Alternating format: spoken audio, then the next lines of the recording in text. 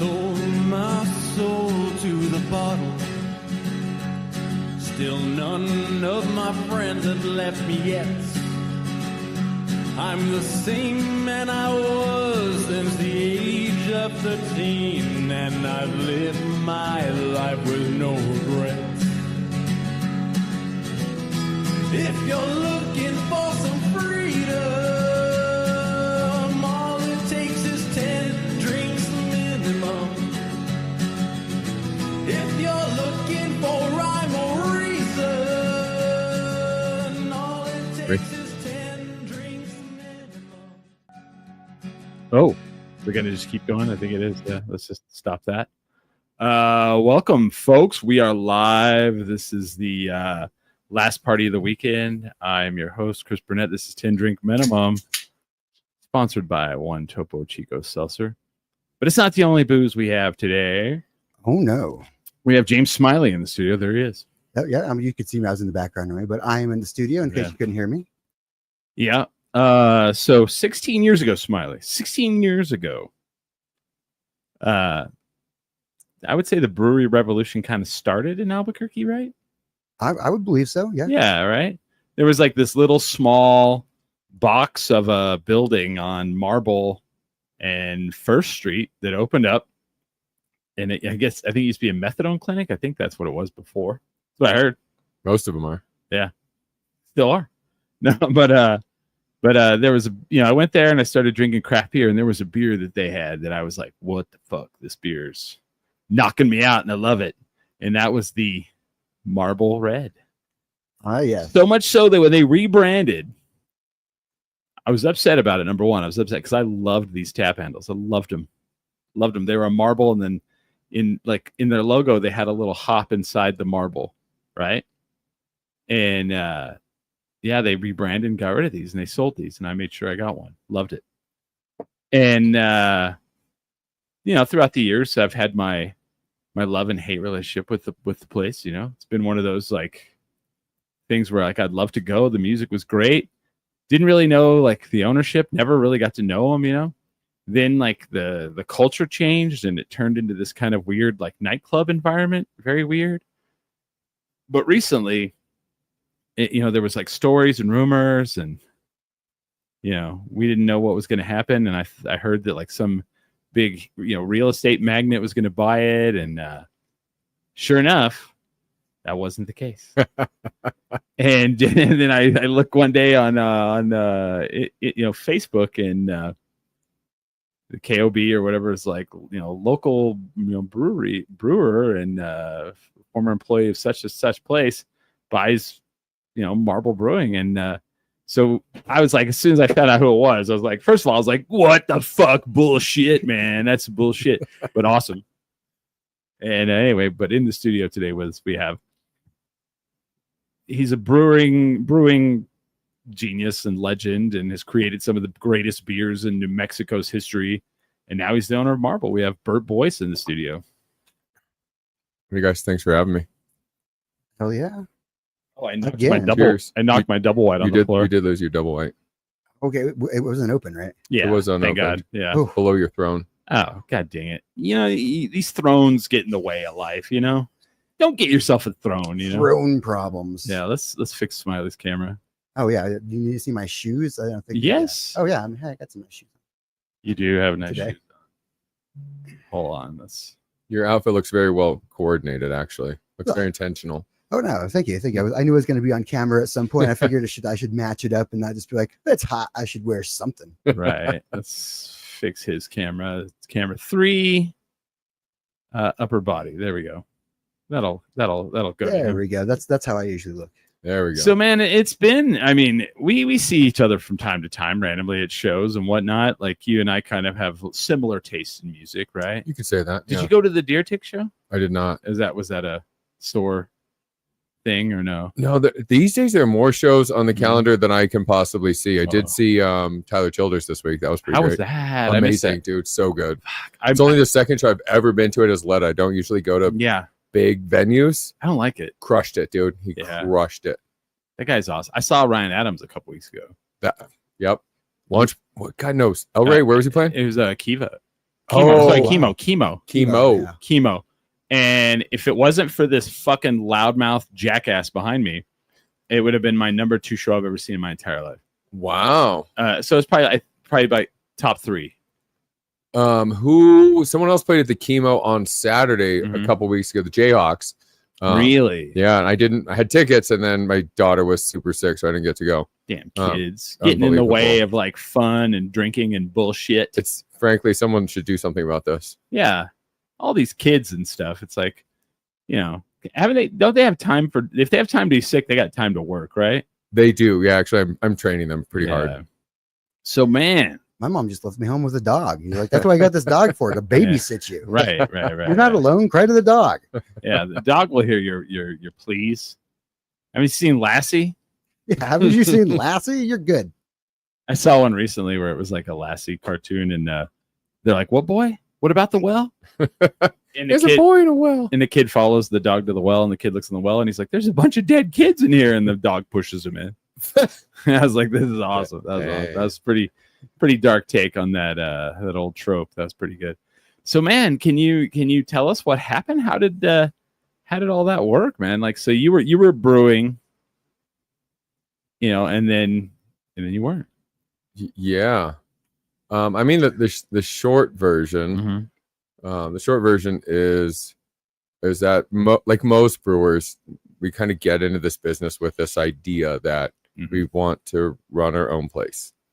But a lot of that stems from when you're younger. You have like this vision of artistic integrity, whatever that means. And you are like, the only way I can make the best beer in the world is if I make it exactly my way. And then I have to own the place in order to do that. So no one can tell me what to do. And surely I felt that way a long time ago, but I don't anymore. Really? No, we'll get into this, but but I still never lost the desire. My parents work for themselves. I grew up working for my dad. It's just always been in the blood to like, I want to do this. I know how to do this. And so the short version is, we heard through the grapevine that Marble had fallen on some tough times, financially. Right.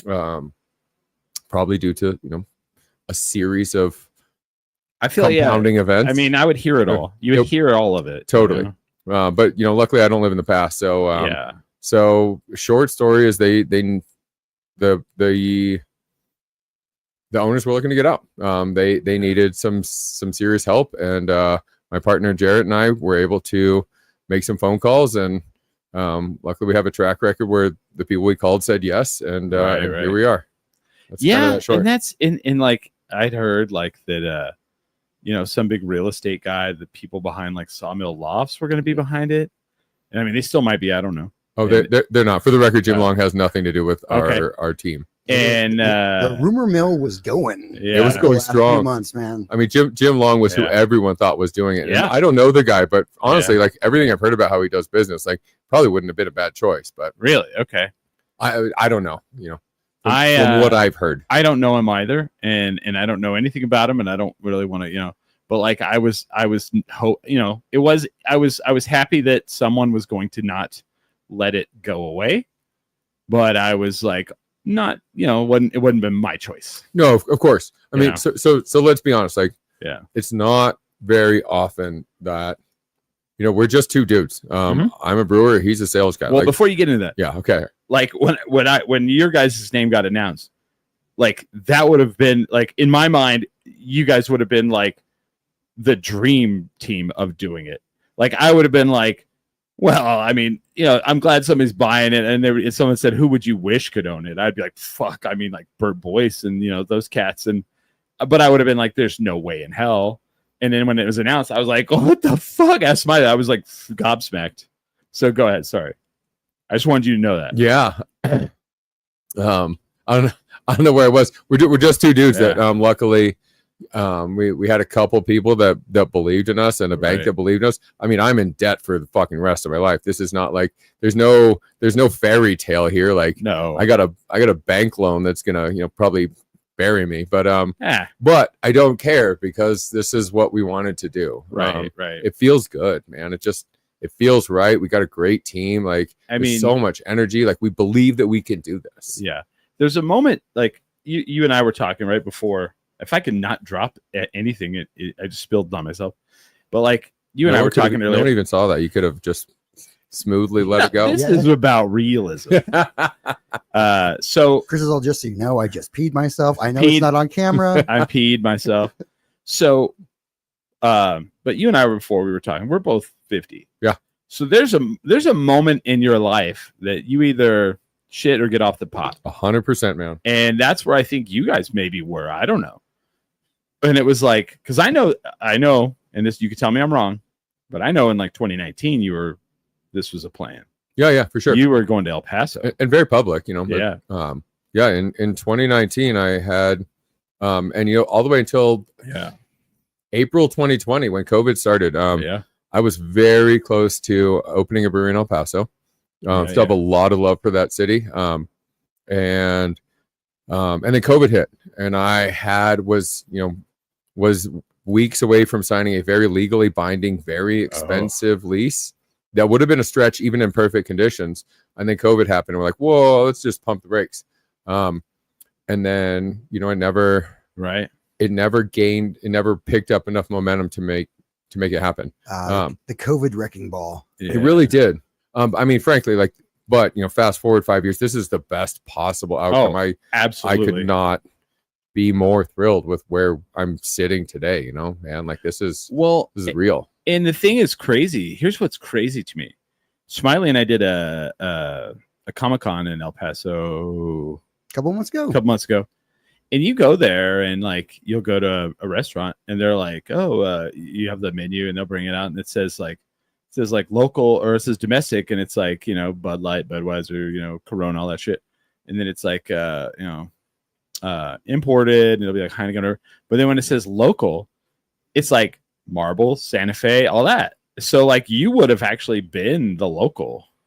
Bingo. Yeah. You would have been, you know. I would have been. And honestly, still to this day, you know, again, coming back to Marble right now, like El Paso is a great market for Marble. Sure. You know, the cultural connection between El Paso and Albuquerque is stronger than a lot of people admit. I don't know why more people don't hang out there. Like they hate it. I know. It blows my mind. And it's dope as shit. It is dope as shit, dude. That town is so cool. I mean, I love Albuquerque. For the record, I've been here for 10 years. I'm from San Diego. I'm in Albuquerque because I choose to be. I love it here. But I also loved El Paso. You know, there's something about a border town like that feels like just so raw and real. Well, and like I'll tell you this, there's a lot of issues I have with what they want to do with downtown Albuquerque. But if they brought in whoever did El Paso's and cleaned up El Paso's, I would be 100%, 120% behind it. The way they did El Paso's downtown now, that like Smiley was down there, right? How cool was that? Oh man, we had so much fun like walking around down there. Yeah. It was great. Have you gone to that bar, The Tap? Oh yeah, that place rules, man. Yes, I go in there and like you're sitting there and you're ordering food and like I like we were only two white people in the whole place, I think.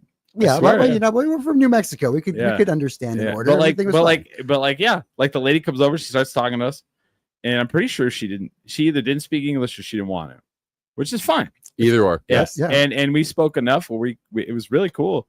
And then we ended up being friends with her, and like we had a good time. It was her birthday. Yeah. Oh yeah, we came back the next night. And it was her birthday. Yeah. So we had her little birthday belt on. Yeah. It was great. Yeah. So I mean, places like that, you just like that's where I feel like a lot of this, where they want to do progress. You can't lose the local color and the local, culture. You just cannot lose it. 100%. I mean, and Marble's become part of that, and that was a big sadness to me. Like, no matter how I felt, Marble had become in the years, and I had no issue with it. What I had issue with it going away. Sure. I think everyone did. Yeah, it was a thing. It was like sad. It was like, come on, man, that can't happen. And I was like, I know it's been there for so long. Like I remember, it's a staple. It's like I remember when it started, and I was working at the Blackbird, and I was like, I was telling the manager, I was like, you should get this new Marble on tap. Right. If you need a couple new tap handles, you should walk over there. You want me to walk over there? I can talk to him. Yeah. I remember when they did have Marble. They had Marble on tap at Blackbird, and then they replaced them with Tractor. and I was mad. I was like, what the fuck? This Hey. was Tractor before David and those guys bought it. Okay. This was old Tractor, like the original. And I was like, man, come on. What are you doing here? And I didn't even know them. And now, you know, I was mad about it. Because the Marble Red was like the beer. It was. Yeah. And you know, like I know we're jumping all over the place right now. We just re-released Marble Red in cans. The public support for that beer, like maybe the younger generation of the kids don't love it, but like everyone our age that grew up that was that turning point in our drinking local beer experience. Dude, the response has been huge for Marble Red in cans. Oh yeah. Isn't it weird they got rid of that beer? Like what was the thinking there? I'm not even gonna go there. Yeah. A lot of baffling decisions. Yeah. So when you got in, like, so you're from a large, you know, one of the larger, like one of the competitors, one of the larger competitors in the area. I wouldn't say like competitive, like, you know, in a bad way, like friendly. Like, here's the thing that trips me out. You and I met each other. How long have you been here? 11 years. So we've probably known each other about at least 10 years. Easily. I feel like you're one of the first people I met when I moved here. Okay. So that's the thing that's crazy to me is like 10 years ago, we were all friends. Yeah. All of us. Yeah. Like, even if like there was people in the industry that like weren't liked, we'd all drink together and we would all like hang out, and you'd go to a brewery festival and everybody would be there and you'd have some beers. And I think it's still mostly that way. Is it? All right. Well, I with a caveat, and it's always been this way actually. Yeah. Brewers almost always get along. Yeah. And the sales teams usually do not. No. That's where the competition is you know, at the retail shelf level, so, or the tap handle level. Yeah, I get that. And Smiley works in that industry. Yeah. Yay, the liquor industry. Always talking shit about the other liquor stores. Yeah. What are they doing over there? We know all their names though. We're using their first names as we're talking shit. Yeah. But I still feel like, but see, the problem too is like, you know, for a long time there, it was like everyone was like equal and everybody was there, and, you know, everyone was on the upswing of the whole brewery thing. Yeah, I agree. You know, and there was a lot of people involved. And then now you look around and you're like, shit, I don't even know some of these people. And then some of them are just completely gone. You know, I mean, it's a rough life, man. It's not for everyone. No. Not everyone makes it. Not everyone manages their their recreation responsibly. Well, and it's like being in a band. It's like being in a podcast. You know, doing it. If you don't have the passion for it, then you're not going to do it. You don't have the passion and the constitution. I think you gotta have both. It's hard. It's fucking hard. Yeah, man. And I think a lot of the problem, and I don't say problem, but a lot of like how we are as people is when it took off, all because of a loophole that someone exploited one day. It took off. A lot of people were like, "Oh, this could be easy money.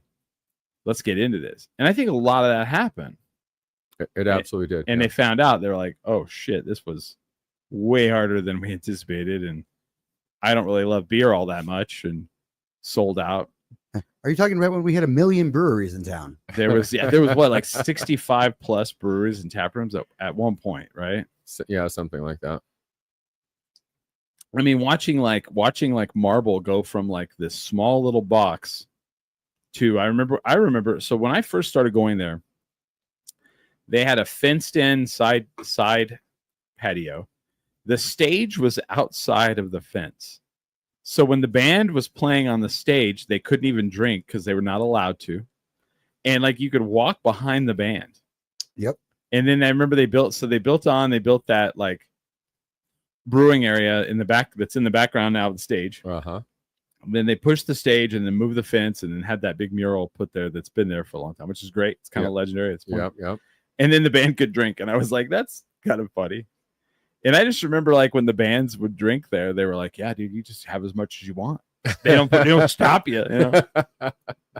Well, the music's free, so yeah. Pretty much. Everyone gets what they pay for. And then for a while there, Marble was like, if you wanted to go see a good show, especially like Sunday, like the afternoon or Saturday, you know. And you know, like, you know, we started the show, like you and I have a shared love for very similar kinds of music and just live music in general, I think, right? It's like It's a Yeah, real, of course, yeah. it's an important touch point in bringing people together for me, anyways. Right. Some people have other things, other shows. We're really trying to bring that back, focusing on a really broad spectrum, not just the music. You know, Yeah. I don't touch the music because I like my likes are very specific. So I'm Sure. like, dude, I don't touch that. Otherwise, everyone would get bored real fast. But yeah, It'd be the same bands playing every It week. would be the same And bands you're all, playing every week. yes, Again. yes. Playing for the third weekend in a row. Welcome to Lily and the Jackhammers, everyone. Yeah. So but I mean, we're pushing hard on that because I think an important part of what a brewery should do is be a community cornerstone. Yeah. And what better way than to have free local music and Right. and local art and support your community. Like, you know, it would be impossible for us to charge tickets anyways. But the fact that we're able to offer free music it just makes my heart happy. Oh, for sure, man. And it's one of those things where it's like, you know, the stage there, you have the upper area, you have the lower, you know, patio, and you could sit inside. I mean, it's such a cool, always was a cool location. Yeah. You know, and watching it go from like, I remember Marble being the one of the genesises of the 3 beer rule. And I remember sitting in there. I turned around and looked at this guy, probably in his 50s at the time. And you know, but it was back whenever they were like, oh, we should probably get a water cooler so people could drink water if they want. I look over and this guy's like standing next to the water cooler and he does this like little kind of like, and then he just grabs the water cooler and falls sideways. And it was because people they were drinking Miller Lite and then they decided to come have these beers and knock the shit out of them, you know, 5.5 beers or, you know. And then one day I remember the bar manager got up on the bar and she's all, who threw up in the urinal? Which one of you motherfuckers? And and then they stopped doing the 22s. Then all of a sudden they brought the 22s back, but then you could only have 3. And then it got to such a staple. People were like, well, that's the law. I'm like, it is not the law. The law does not say you can only have 3 beers. I said that's their rule, and that's what a lot of people have taken, which is fine. You know. There's a sordid story behind the Albuquerque 3 beer limit. Is this the Chama?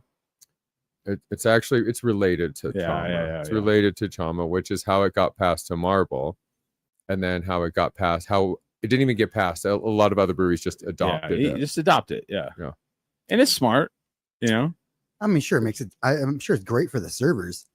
You're like, I know you're not drunk, but 3 drinks or whatever you're done. Yeah, it has its limitations and also has it backfires in a lot of ways. I don't want to get too political here, but like, and this isn't a political subject at all. It encourages people to bar hop. Yeah. Mm-hmm. And then a good bartender keeps track of every one of their patrons. They know how many they've had. They know their condition. They know if they've ate.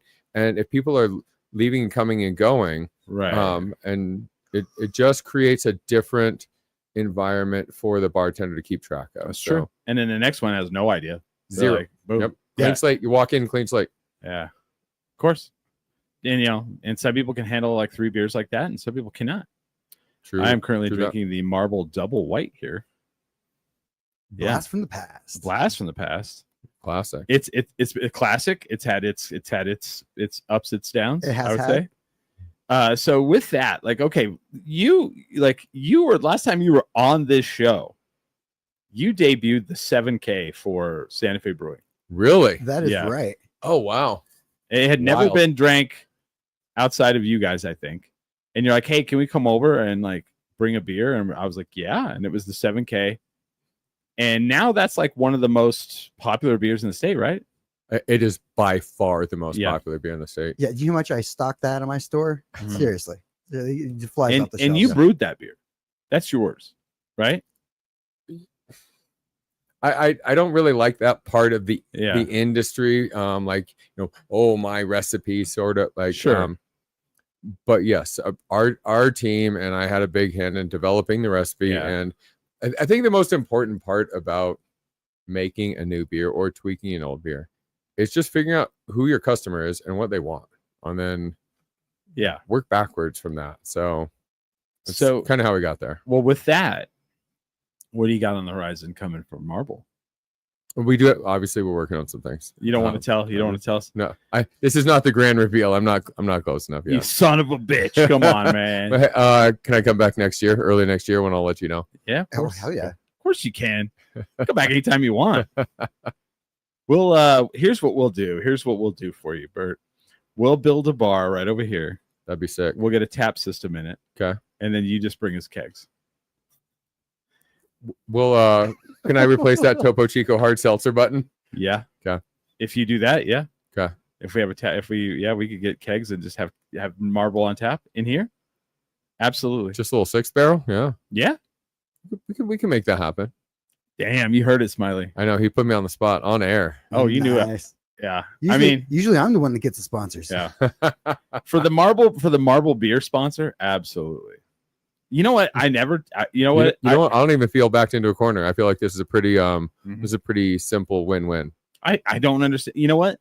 See, here's the thing. Like when someone the other night was like, "Man, I just don't understand why you don't make a lot of money off your thing." And I was like, "Let me tell you." I said, "I burn the shit out of some people when it comes to like sponsorships, whatever. Like if I don't like it, I'll talk mad shit about it, and they don't like. But like I do like Topo Chico. Like I love the Topo Chico hard seltzer. I agree. It's a good seltzer. I love the water. I just hope nobody gets sick off of it. Right now they're they did that. The recall. Yeah, not this week. Don't drink it this week. Yeah, don't drink it this week.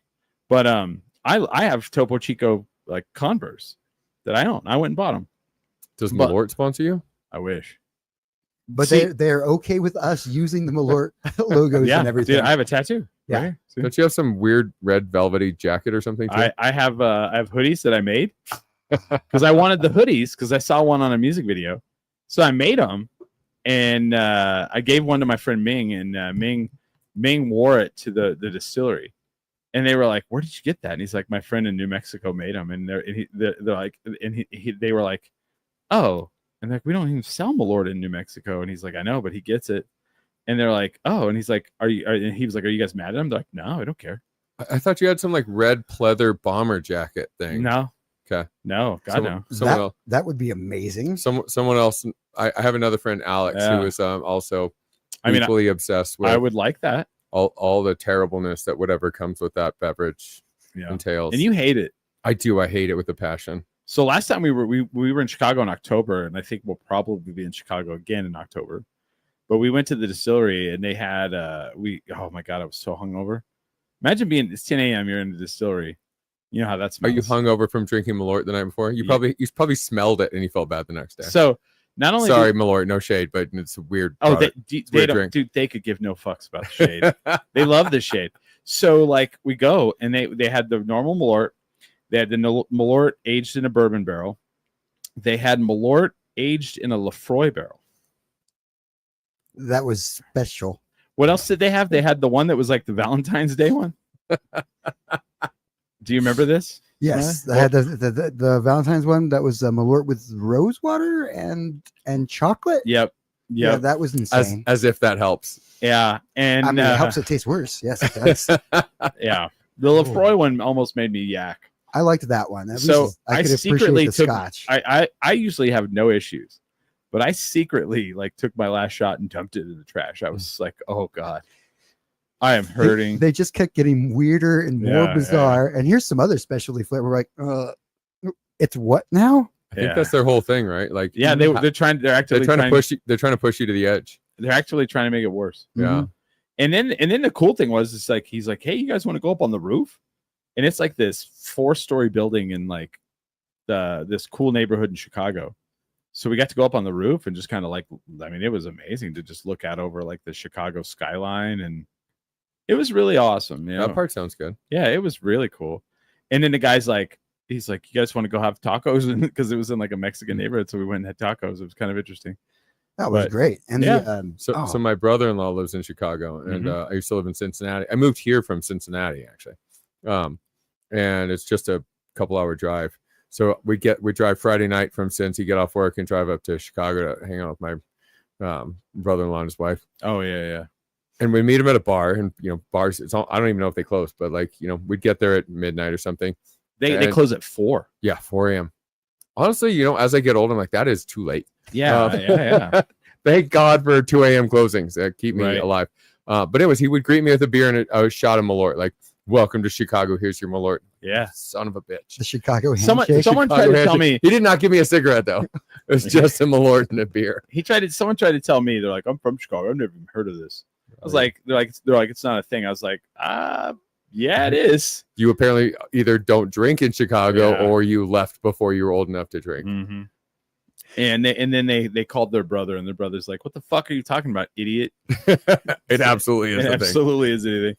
And so we ended up last time, we bar hop a lot. So the last time we ended up at this bar that was like the hangout of Jeffrey Dahmer and John Wayne Gacy. That's not what everyone does, for the record. Anyone listening, not everyone goes to these bars. And that's like we. Hey, that was a fun bar. There was no one there, dude. We walked in. No one there. We walked in. Shit. It was just us, the bartender, and the bartender's friend. That was okay. So we walk in, and immediately the guy that's the one not patron is like shit faced, about to fall off the stool, and we're like, "Oh, that guy's wasted." So then we start talking to the bartender. I'm like, "Oh, she's wasted." And at first, she does not like us right away. Unbelievable. And then 45 minutes later, she's like, "You're Ming Chen. You're from Comic Book. I love you." And all of a sudden, we're like her friend. She gave me that Duff beer up there. Ooh. That I brought back. I see it. Yeah, brought back on the plane, and it's next to my Cubs baseball that was from the game I was at. They gave it to me. It was on the field, and they were like, "Do you want this?" I was like, "Yeah, of course." I just noticed your Cubby hat. I'm a Cubbies fan. Yeah. So my brother-in-law Travis, they lived in Wrigleyville, so. Can you do that now? I don't even think you can live there now. No, they live in way out in the suburbs. They have kids now. Everything changes. Schaumburg, further out than Schaumburg. Really? Yeah. They live in Gary. Basically, no, the other direction. But they basically live in cornfields. Like they went the wider direction. Yeah. They almost live in the cornfields. Man, that's awesome. Yeah, it's weird drinking this double white. I haven't had it in a long time. Well, actually, I'm gonna step out of camera for a second. All right, you gonna get one? You didn't step out of camera. The camera's like, I follow you. No, let me switch it. I'll switch it for you. There you go. You gotta love the smart camera. It's all, look at that light up there. Yeah, like I gotta fix it. That's fine. Over here, camera. But so man, what was it like? So it had to have been really scary coming in, and now all of a sudden you're the show. You're the boss. You're not. I mean, you were kind of a boss before to like your team, right? But you weren't like the overall like guy, right? I mean, we don't. So again, that's like, that's the past. Yeah. I've been okay. So all right. So I'm turning 50 this year. Mm-hmm. I got my first job in the industry. I was 19. Is that what was that? I've been in the industry. I've been doing this for 30 years, man. Yeah. Sewed work, Privet Brauerei Hoops in Davis, California. Okay. Classic lager brewery. Oh, I love a good lager. In 1995, my first gig. And it's hard to make a lager, right? Technically, yes. Technically, it's harder to make lager than ales, but we're splitting hairs now. But yeah, man. Okay. Been running breweries my entire life. It's the only thing I know how to do. It doesn't feel like too much. No. Just, it feels know what your customer wants and take care of your staff and your people and your team and your community. Like, it's pretty it's not that hard. Right. Don't be an asshole. And you went from there. Was that the one before you did Sam Adams? No. No. I love the video on YouTube where you're like talking and you're like clearly had been drinking and you work for Sam Adams. I mean, that's most videos. No, I lived, I grew up in California, moved to Boston in 2007. So I would have been early 30s. How do you move from California to Boston? What a jump, dude. I moved out there. I was tired of California. No shade to California. I grew up in San Diego. Will never move back there. I go there to visit family. You don't like San Diego? No, man. I don't even like going. If my family weren't there, I would not go there. What's that place? There's a brewery there that I like. Half Door. Yeah. No idea. Oh, okay. I just go see my cousins and my aunt and uncle. Come on, Chris. He just told you didn't like San Diego. I don't even like that place, man. You're like, I don't like the beach or good weather. So I moved from from Santa Barbara, California to Boston in like September, October, and they're having an Indian summer, and it's like amazing. Oh yeah. And I'm like, wow, this whole thing is like a ploy to keep people from moving here. And then seemingly overnight, it went to like 20 degrees, and I'd never experienced that kind of weather before. Oh yeah. And my blood was not thick enough. I was like, oh dude, I've made a huge mistake. Like, this is terrible. But eventually I toughened up, and I lasted a number of years there. Oh wow. Yeah. So what was it like working for Sam Adams? Amazing. Yeah. I mean, I'm not there anymore, and for a reason. Yeah. I'm not really cut out for corporate America, and I didn't want to. And that's like the end up in an office. It's like the corporate brewery. I mean, in every sense, both good and bad, right? Like they had all the resources in the world too. I was the brewing manager for the R&D brewery in Boston for Boston Beer Company at the heyday. Yeah. I mean, they'd send me to Belgium for a week. Like, oh wow, go study how to make this beer. Like, okay, here's your like, it was fucking amazing. Yeah. And I didn't have a budget, and I didn't have a cost center. Like, I didn't actually have to make any money. I just had to like make better beer. So it was fucking incredible. But eventually that ran its course. An insane project timelines. I don't stuff. like of the big beer company is like, and like it's weird. People go, oh, Sam Adams is like a craft brewery. I'm like, yes and no. They're still independent. Yeah. Jim Cook still owns 100% of the voting shares. Yeah. Jim Cook, I'm sure, is still very involved. He was still very involved when I was there. Yeah. Did you see him very often? I saw him all the fucking time. Oh. And great, a unique individual. Yeah. So fucking smart, dude. And so empathetic. Yeah. Empathic. I think empathic is what we say okay. now. It's great emotional intelligence. Great, just like he was like so on the spectrum, but like somehow could like also connect with people in a way that most couldn't. Oh wow. Really fucking incredible human. That's awesome. Yeah, nothing bad to say about them. It just ran its course, you know. Oh, I mean, to have that in your pedigree is like up there, you know what I mean? I learned, you know what, actually, and then I went and worked in Cincinnati for a few years as well, like a giant ass brewery. 24/7. The brewers are Teamsters, like it's a union staff brewery. Really? And all of my coworkers, it happened right after the AB buyout when Stella and whoever bought them. The Brazilians. Oh, is Stella owned by the Brazilians now? Oh yeah. Because that was like the biggest. That's the one who owns Anheuser-Busch now. Yeah. Anheuser-Busch, AB. Yeah. But it's AB InBev. So InBev is Brazilian. Yeah. So right after the InBev buyout of AB, a lot of the real brewers left. And a lot of them came to work for Sam Adams. And my God, man, I learned so much from those guys. Oh, I bet. I mean, the processes and systems they had, and like, just like, this is how we do it. I was like, that's really smart. Because I was a craft brewer. I didn't have processes and systems. I knew what good beer tasted like. Sure. But I didn't know how to make it the same way every time. A consistency. Ooh. Consistency. And like I've talked about this 100,000 times on this show. It's about making a great beer, but consistently making that same great beer. And then the other hard thing, and I'm not a brewer and I don't know any of this stuff, but like being around all you guys, because I've been around all you guys throughout these years, the other hard thing is transferring that great taste to a can. Yeah. Because beer is so fragile. Yeah. Sunlight kills it. Any kind of like dirtiness, any filth, any kind of like, whatever, but like being in a can changes the flavor. Absolutely. And so it's got to be one of those moments when you take a beer and you move it from the, being on tap to a can or a bottle. Yeah. That's why people are like, I don't know why the bottles are brown and green. Well, that's because of sunlight. Bingo. Yeah. And they're like, what about Miller High Life? I go, no one cares about its flavor. If you drink a Miller High Life, if you're not drinking for flavor, you're drinking for fucking get drunk. I thought Coronas are supposed to taste like skunk. So like I'd had Yingling because people had brought it. Absolutely. From the East Coast. And I was like, yeah, I don't get it.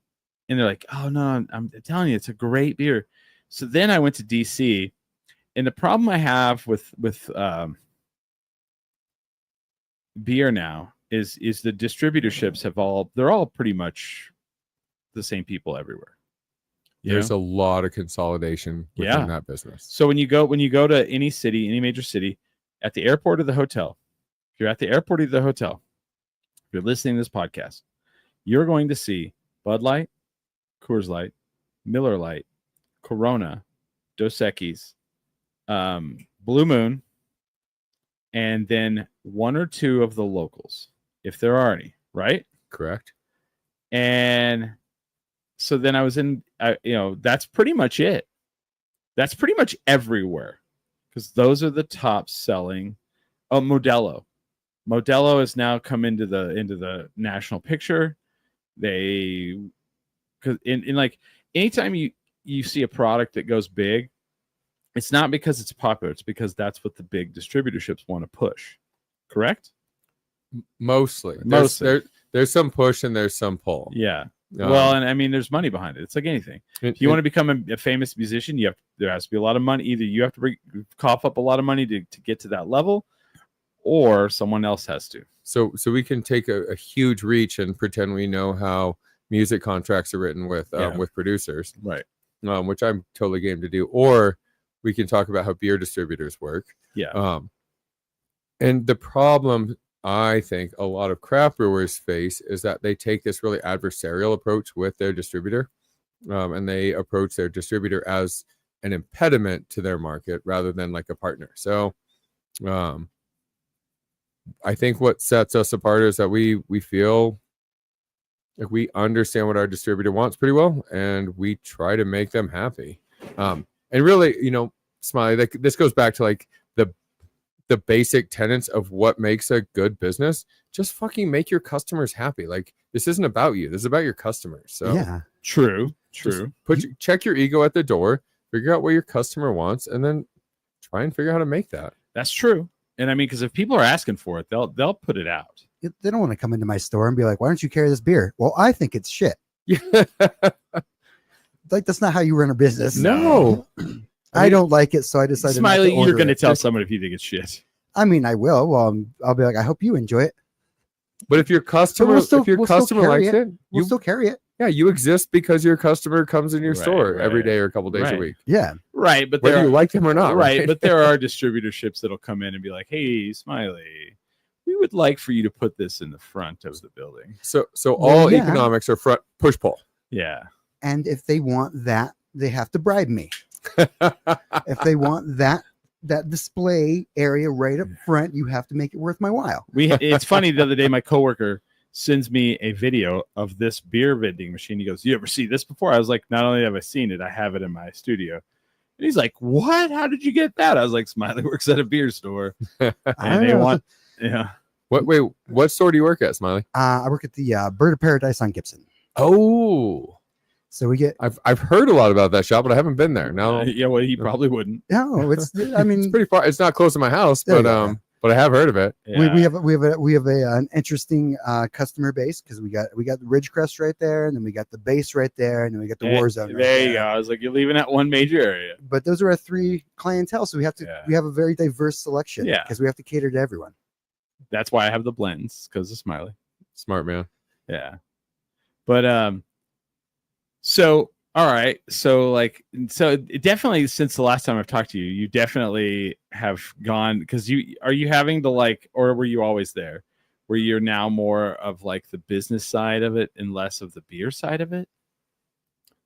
Because now it's the bottom line. All right. So this is gonna turn some people off, but it's fine. Others it won't. No, I've always been about the business side. I have an MBA. Son of a bitch. I have my MBA from Xavier University. Oh wow. I believe that businesses should be run responsibly. Oh sure. You should know how to fucking read your financial statements. You should pay attention to what your customers want. This is the guy that's like Java shot. Here's the rant. Oh, I love drinking, but it doesn't mean that drinking gets in the way of running your business responsibly. No, not at all. Here's the rant that I wanted to. This is the only thing I came on wanting to say. Are you serious? Okay, go for it. I think that the death of craft brewing is that so many brewers got into the business to stroke their own egos and not to serve their customers. And and they got it backwards, and they spent so much time like chasing these fucking gold medals from GABF as if that means anything. Like, I do not care what brewer X in Colorado or California thinks about our beer, because they don't buy it. They're not our customer. They can help us make our beer better, but I don't live to like, they don't make a difference in how we approach our business. Make beers your customer wants.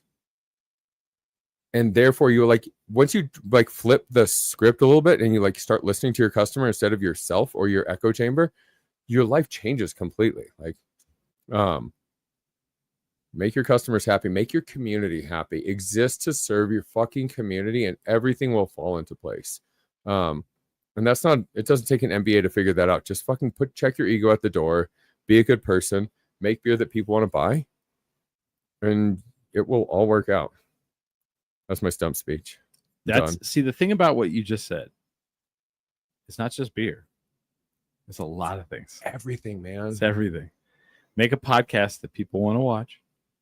And it's funny you say that you brought up the GABF thing. Because like all the award stuff, like the worst thing about becoming an adult, and like especially getting into things that you love and all that, is seeing the truth of it. 100%. And GABF.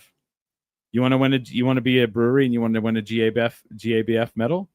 Find a category where it's very obscure, start making a beer, put it in there, right? Oh, not only that, but make a special version of it just for competition. Take the beer that you always make for that category and then amp it up by 150%. Yeah. So that it judges well, so that it perceives well on the table. It's a joke, dude. It's a joke. It's a joke. But then you roll back and you're like, we won a gold medal, and it's all how you know, Smiley and I are part of a podcast that won 5 best local podcasts 5 times. 5 times Albuquerque. These rules do not apply to podcast judging competitions. Well, no. Here's the thing. There was never a category. There wasn't a category. There was never a category for best local podcast. We would go and write it in to the Alibi, and we would have all our friends vote. I voted for you. Yeah, we would have you vote, of course, and we won. And like now, there's like the New Mexico Entertainment Awards, and they're like, in order to be a part of this, they sent me multiple messages. Hey, we would like for you to be on this ballot, but you need to pay money to be on this ballot. So we were getting votes. Why I wasn't going to pay the money? Because it's all horse shit. And it, as everything is. And then plus we'd have to go to some awards show. Yeah. Oh, I hate those. And I will go. But like my thing is like, this is all a farce, and I'm only going to call it out, and I think it's ridiculous. And then when we didn't get on the ballot, everybody's like, I cannot believe you didn't make it on the ballot. I'm like, we didn't. And I'll tell them, because we didn't pay. And then they're like, you have to pay? I'm like, yes. If you want to win a New Mexico Grammy or New Mexico Music Awards, the big, the Grammy or whatever it is, you have to pay. If you want to win a Grammy, you want to win an Academy Award, you want to win there's an application fee. There's an application fee, and it's very specific. The Signal Awards. The Signal Awards are the world podcasting awards thing. To turn in a nomination to be like thought about, it's like $800 and something. I'm not doing that. So do you know how the GABF? Do you know how it's structured? I have no idea. It's silly. So we have style categories. Yeah. And within the style category, it's very narrowly defined as to how a beer would fit into the style. Right. And the winner is the person or the beer or the brewery that most closely replicates the exact specifications of this beer style. Right. Like a dog show. So we have intentionally cornered ourselves into who is the best copycat. Right. It's fucking insane. Like, okay, so there's like classic German Pilsner. We're not from fucking Germany. Right. We live in Albuquerque, New Mexico. Why the fuck would I care what someone in Munich, Germany wants to drink? They're not my customer. But yet we give each other awards. It's this huge circle jerk thing. Yeah, it's big we time. give each other awards for who most closely replicates their favorite beer they had the last time they were in Munich for German Helles. And it's fucking ridiculous, man. It's so stupid. Why don't we blow that all away? And why don't we start figuring out what our customers want? Right. And then make that, and then not give each other copycat awards for. Well, okay, I'll stop. I did not realize that. Oh, It's- yeah. it's silly. It's Wow. so silly. So the thing it for is, me. it is done like a dog show. You're just like, Yeah. how close to Oh, yeah. this breed's perfection Boom. can you get it? Yes. Yeah. And like to the thing, and it's all for public manipulation, because the public will believe like anything they glance at. So like if you walk into a place, like you walk in here and you see a little thing up there in the corner that says voted best local podcast, you go, well, these guys must be the best. 2017 winner. You don't even know like how we did it. Like you don't know what how we manipulated it and did it, but that's what, doesn't matter. You immediately see that thing on the wall up there, and then you go, oh, they must be really good immediately. And it's great for a resume.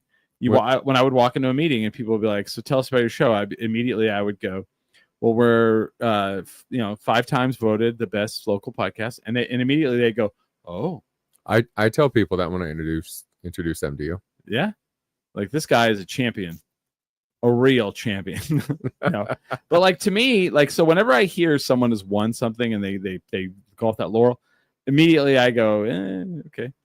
But if they're like, hey, I've been doing this for like 10 years, or like, if I've been around for 16 years, Marble's been around 16 years. That to me tells me a lot more. That tells me that not only were you able to, or whoever was able to sustain, pay the lights, pay the mortgage, pay the gas, pay the whatever, pay the employees, all these things for 16 years. That's a little bit more impressive to me. Because that's what it is. And if you don't have the customer base, you have all the fucking awards you want. But if ain't no one in there drinking it, you're gonna have them in a box in a storage shed, right? Standing out in the forest screaming to no one. Mm-hmm. Yeah. So okay. So I want to say, just in case any of my employees hear this, we won an award this year at the World Beer Cup. Yeah. Okay. Silver medal for this beer that we make called Thunder in Dortmunder. Okay. Okay. Geeky already, right? Yeah. Where the fuck is Dortmunder? Dortmunder is a city in Germany. Yep. And Dortmund style export is a very specific style of beer. Oh yeah. Germany's How many crazy. People know what Dortmund export is? No one does. No one. The people in Dortmund. Maybe. Actually, this beer is really good. It's one of my favorite beers that we make, but that's not the point. The point, like the fact that it continues to win awards, means that beer is great. But the flip side is, breweries used to hang their hats on this and say, like, we're an award-winning brewery. We make the best Dortmunder style export in Albuquerque, New Mexico. Who gives a shit, man? Like, yeah, is it good? Can I drink it? Does it taste great? Like, will I enjoy it tomorrow?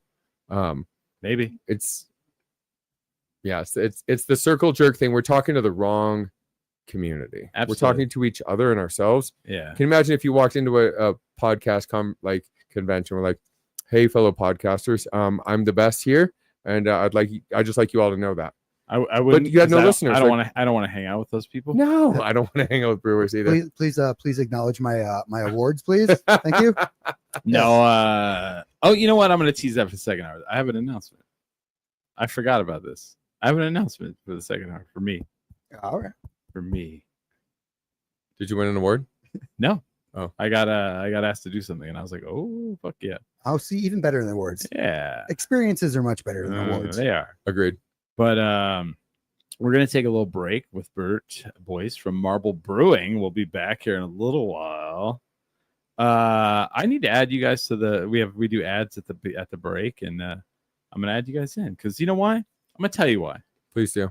So you guys are my friends, man. I've been your friend for a long time, man. A long fucking time. And I really don't know if you understand like how beaming I was when I saw that announcement. I was so happy for you. I was so happy for you. I was like, I'm getting a little tear right now. I was like, yes, like it's like we did it. Like two of my favorite. Yes, the working class did it. Like we did something. Yes, that's exactly right. I want you to know this, man. Like I was like, he's one of us, and like he deserves this.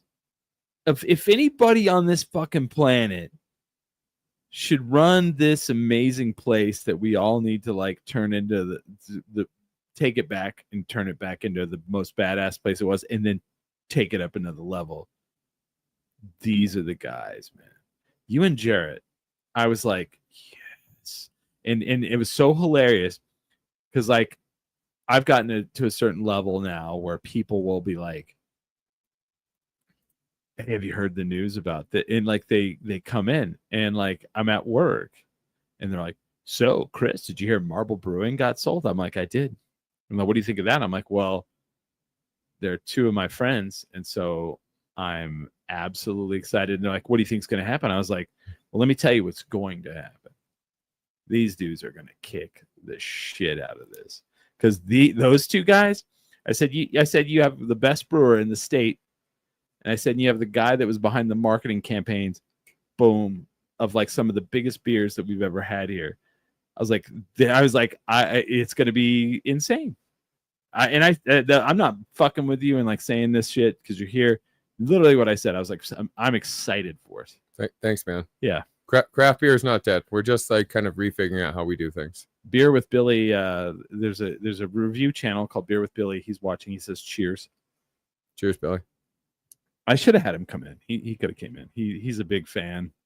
He and I both were at your anniversary show. You were out of town. I was. That was some unfortunate timing. Yeah. But we're gonna take a break. We'll come back with Bert. I have to clear my eyes. But yeah. So do you guys have anything coming up? Do you guys want to promote at all? I know I'm kind of catching you off guard here. No, I'm not. I'm not good at that. I mean, if you guys want to go to Marble Brewing, there's Marble downtown, which is the flagship, right? Absolutely. Then like I've got a special new love for Marble Heights. Do you guys still brew there? We do, absolutely. Yeah, Marble Heights. And I think that was partially because there was a loophole that like you had to have you can only have so many tasting rooms, right? We are well south of that, but yes, there are some regs about how many tap rooms per brewery you can have. And so I think whenever back in the day, they were like, well, if we also brew there, it's not considered a tasting room, right? I think that's why they did that. Yes. But it's a cool location too. It's actually really cool. I love that spot. Yeah. I haven't been to the west. The last time I was at the west side, it was like kind of small. And then now I heard it's just massive. So there are there is no part of Albuquerque where you are not close to a brewery. Rio Rancho. No one cares about you. Well, I don't know the west side very well, but I do know that the location of the west side brewery or the west side tap room is basically on the border of Rio Rancho. I was kidding. We think Rio Rancho is okay. I like that. Just so, pull it back a little bit. It's okay. You walk that one back, Yeah. man. Billy, I had many memories of the west side location. But yeah, it was really funny because I remember when that location opened, it was like tiny. And then they were like, we're actually expanding. And then like the next time I talked to somebody, I was like, yeah, I heard they expanded. They're like, yeah, they're expanding for the third time. I was like, Jesus, like, yeah. There was a time when it was like, printing money, like making beer. It just seemed, Yeah, those days are over, but we have to get smarter now, They are. And we'll get into that in this next hour because I kind of have some really interesting things about that to talk about. But I think that's what's going to be happening with the weed stores here in a little bit. Oh yeah, totally. Absolutely. Like, oh no, we're gonna have to figure out actually how to do this. You know what? Yeah, that's a great analogy. The weed stores, like the weed business went full circle faster than craft breweries did, but the story's already been written. Mm-hmm. Did you not see what just happened? And I loved was that, like the idea and the dream that we're like, it's going to be all owned locally. No, it's not. No, it's not. I don't know I don't even smoke weed, but and I don't know where Verdes is from, but I know that they're yeah, they've all come in, got bought out, and it's all corporations you're not beating them. It's not happening. And if one gets big enough locally, then they become the core. It's how it goes. But Smiley, you got anything going on? I don't have anything coming up. No, I don't. Next Saturday, you do have something coming up. Next Saturday, I have Almost AAA Cabaret. It's one of my favorite things that I love doing on the planet. It is just amazing. and I get to judge people. Who doesn't want to judge people? I do. I love wanna- cabaret. When I say cabaret, people are like they think of a thing. It's a talent show. Absolutely. So people come in and they're like either singing or dancing, and I get to go A, B, C, or D, and then I get to tell them what I think of them, in a good way. In a good way. Don't Constructive, of course. So that's happening. Have you guys ever had a D on that show? I gave a C and I got booed. I was gonna say, I'm like, I don't. I got booed, and this will be the Pride edition of Alma's AAA Cabaret. Alma is a drag queen. Where's it taking place? It's at the Box Theater. Where's the Box Theater? It's on this guy, Second and Gold. It's second Saturdays because there's first Fridays, now there's second Saturdays, and it's on Comedy Corner, Second and Gold. Go to the Box Theater's website and you can buy tickets. It's super fun. It sells out. It's great. Big deal. I get to be right in front of the audience. I get announced. I get to come out. I get to perform. It's so great. Now, where can you see Smiley and Chris at? We have Comic Palooza coming up in Houston, Texas. That is the week after next. June 20th through the 22nd. Now, I don't know. There's something happening that I don't know. There may or may not be something happening with this. And there is something I know that's going to happen. Do tell. So This was not in my email. Smiley and I are, well, you don't know this yet. Okay. Smiley and I, we might. Smiley and I are leaving that Wednesday. I'm getting off work and we're going to get in the car and we're going to start driving. To Houston? Mm-hmm. That's crazy, man. I've never been to Austin. Stop in Austin. We're going to spend a night in Austin. Smart. Now, part of that's because I've never been to Austin, and part of it's because I'm not real happy with how the airlines have been running recently, and I'd like for it to settle down a little bit before I get on the plane again. That does not seem like a 10 drink minimum. I flew in February and content. I flew in February and 2 people barfed on the plane, and it was so violent that I almost rented a car in Phoenix and drove all the way 6 hours home. But fine. But this will be no. That's the thing. We're going to do content on the way. No coincidence at all. Now that he just got a new car. It may or may we may not be taking that car. Oh, you guys are recording as you drive? Maybe. Sick. But it may not. I won't listen, but I would if I was. It may or may not. I might be actually. Just Smiley and I. May or may not be just Smiley. Oh. So Ming Chen might fly into Albuquerque. Road trip with and he might road trip with us to Houston, Texas. Might. I'm not saying it's going to happen. Oh, now damn. What is going to happen? I gotta pack my party bag. I did Comic Palooza 2 years ago, and I only got to podcast from there, but I got to hang out and I got to do media stuff. Smiley has his first media badge. I got my first media badge for this one. Yeah, he doesn't have to pay to get in. He's got a media badge. I don't have to convince people that I'm not just a guest. Why are you telling us what to do? No, seriously, I'm working here. I'm just working here. I have been asked, because of my pedigree now with doing panels, to be the moderator for Spike Spencer, who is a voice actor from Robotech, Neon Genesis Evangelion. You're kidding me. I'm not. And that is on the Sunday night of Comic Palooza. I think it's around 5:00. But yeah. And it's my foray. Comic Palooza. So there's big Comic Cons in the world now. Comic Cons are big. I've heard. Yeah. The Albuquerque one, I think they said, what was it, that Saturday? There was 25,000 people. It's big. It's becoming very big. So they're pushing that thing into capacity. Next year they're gonna have to expand to the other side. No, not next year. This month. This month? They're doing the Duke City one, which I'm also a part of. Oh shit! I didn't know about that. I may or may not be doing Andy's Circus. Really? Yep. I think that's the one that they asked me this time. They didn't come and give me the list. They were like, "Can you do Andy's Circus?" And I was like, "Yes." He's an actor, right? He's Gollum. Oh damn. Yeah. Yeah. He's in a lot of other stuff. So much stuff. I did Lord of the Rings. I did Sean Astin, Elijah Wood, and I can't think of the guy's name that played Gimli. I did those guys here, and people were blown away. So but you had them in here? No, I did the panel in front of 4,000 people. I did 4,000 in front of 4,000 people. I'm gonna pretend they were sitting on this couch. They were here on this couch. So, well, you're okay. We had Mailing Armijo here last time, and it was she's running for mayor. So, you're the mayor of Marble, and she's going to be maybe the mayor of Albuquerque. And maybe. you're the mayor of downtown. So That's right. So, I'm going to do this. So of the Comic-Cons, the big ones are like San Diego, yep, New York, Dragon Con in Atlanta, and Comic Palooza in Houston. The Comic Palooza in Houston is the largest in Texas. that checks out. It's like 3 stories, a football field each. And when they were like, hey, can you do this panel? Like, this is, I'm not saying Spike Spencer's nothing to snuff at, but it's, I kind of feel like it's a trial run that like next year they'll be like, hey, will you do, whoever, the cast of Marvel Avengers, like that stuff's coming down the line. It's like, whoa. Like they hit me up and they're like, hey, we have a slot. Would you be able to do this? And I was like, yes. Can you do me a favor while you're in Houston? Yeah. Viet Cajun is like the most up and coming fusion cuisine on the planet right now. Viet Cajun. Yeah. Okay.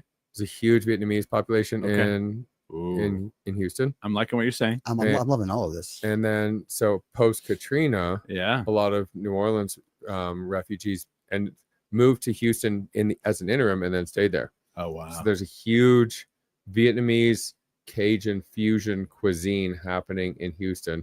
It's the one reason why I want to go to Houston. Love it. Please, dude, please go to at least one strip mall Viet Cajun restaurant and let me know how it is. Okay. Oh yeah. Have you been to Houston? For sure. Have you I've been never been. Oh, it's a he's never been, I don't think. I've been out there. That's where they do the Native American markets. Oh, I used to do all my dance stuff out there. It's a cool place. It's huge. I don't like huge, right? I'm not a huge. I'm not a huge Texas guy. We're New Mexicans. I love El Paso. And then Houston, like I was like, I didn't know because I'd only been to the airport. And when I went 2 years ago, and I tried to go last year, and my gallbladder was like, I'm dying, I'm out, and I didn't get to go. But I'm so stoked to go to Comic Palooza. I'm not even, but we might be driving with Ming.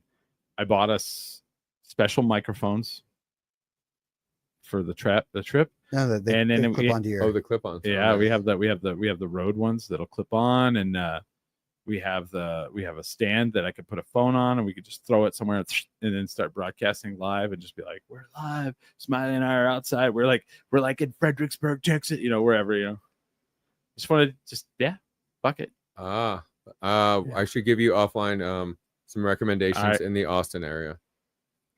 Yes, like yes. that. I haven't been there since my brother lived there. So it's been years. I was just there a couple weeks ago. If Ming doesn't go with us, that'd be great. Okay. Ming goes with us. We're not. He will not. He will. Does he not stop?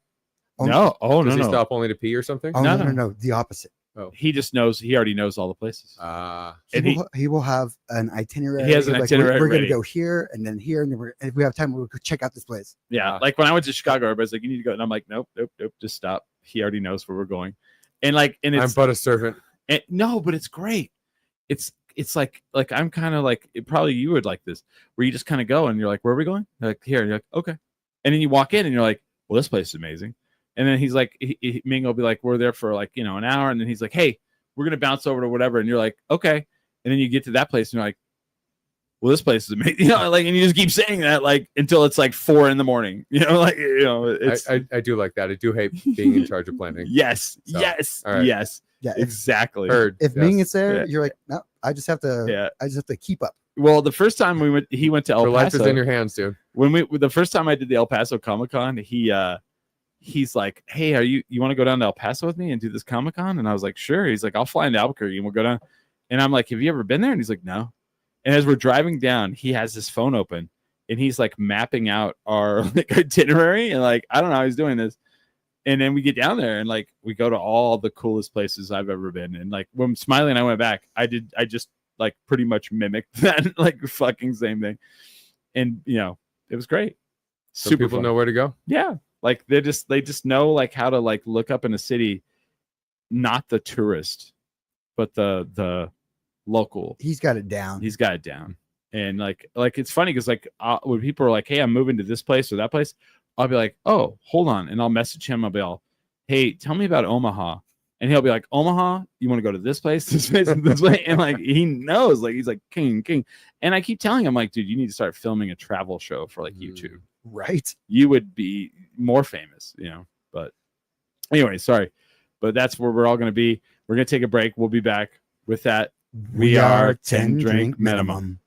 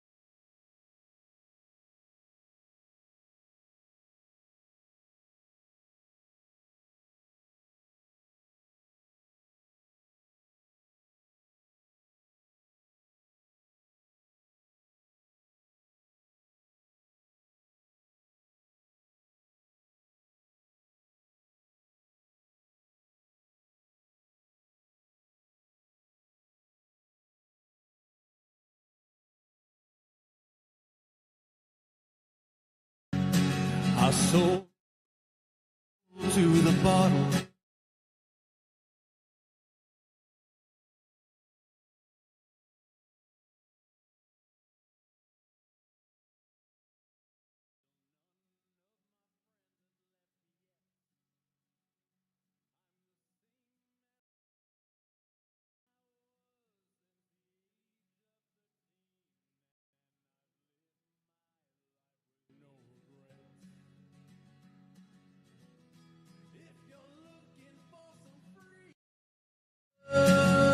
All it takes is 10 drinks minimum. If you're looking for rhyme or reason, all it takes is 10 drinks minimum. I have no idea. So I'm running the music off of StreamYard, and I have no fucking idea what's happening here. I don't know. This is Chris. I'm your host, and fuck corporate America, apparently. StreamYard, it's really cool. StreamYard was this like, what I love about StreamYard is they were not corporate America. They were like these two guys, like these two software guys from Canada. And during the pandemic, we had to like scramble and figure out what we were doing because we were like, oh shit, we're podcasters and we can't interview people because no one could come to your house. And these two guys out of Canada were like, well, let's create like fuck Zoom and let's create, something. And they created StreamYard. That's actually the story. And I remember like I was talking to Ming, and Ming's like, hey, are you still using Zoom? And I was like, yeah, it sucks. I hate it. I hate, interviewing people that way. I hate having my co-hosts on Zoom. And he's like, dude, there's this thing called StreamYard. And I was like probably one of the first 5% of the people probably using StreamYard to ever start with them. I've never heard of them, but it's who we're like streaming with right now.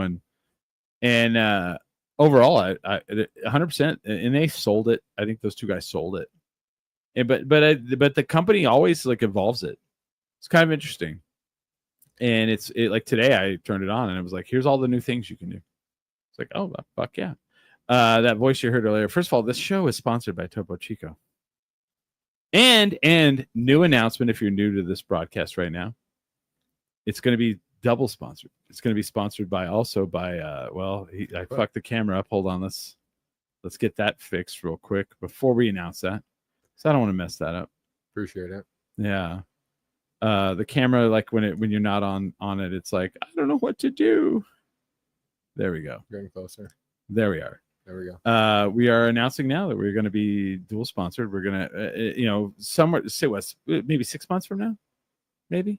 Honestly, as soon as you can get the kegerator going. Okay, well then that's going to come up as soon as we get I guess. As soon as we get a kegerator going, we're going to have a beer sponsor and a Topo Chico sauce. We're going to be Marble Brewing.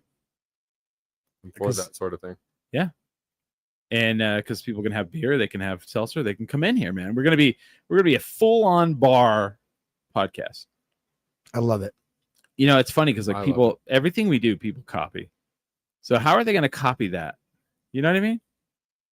Like we were talking earlier about awards things. Well, we're just bringing the bar up a little bit for them. That's all. We're just if they want to keep up with us, you gotta try a little harder. We had this guy, so people are probably gonna reach out to you and be like, hey, will you be on my show? Now it'll happen. Because it happened like we did one last time and like someone else has already like interviewed that person, and I was like, all right.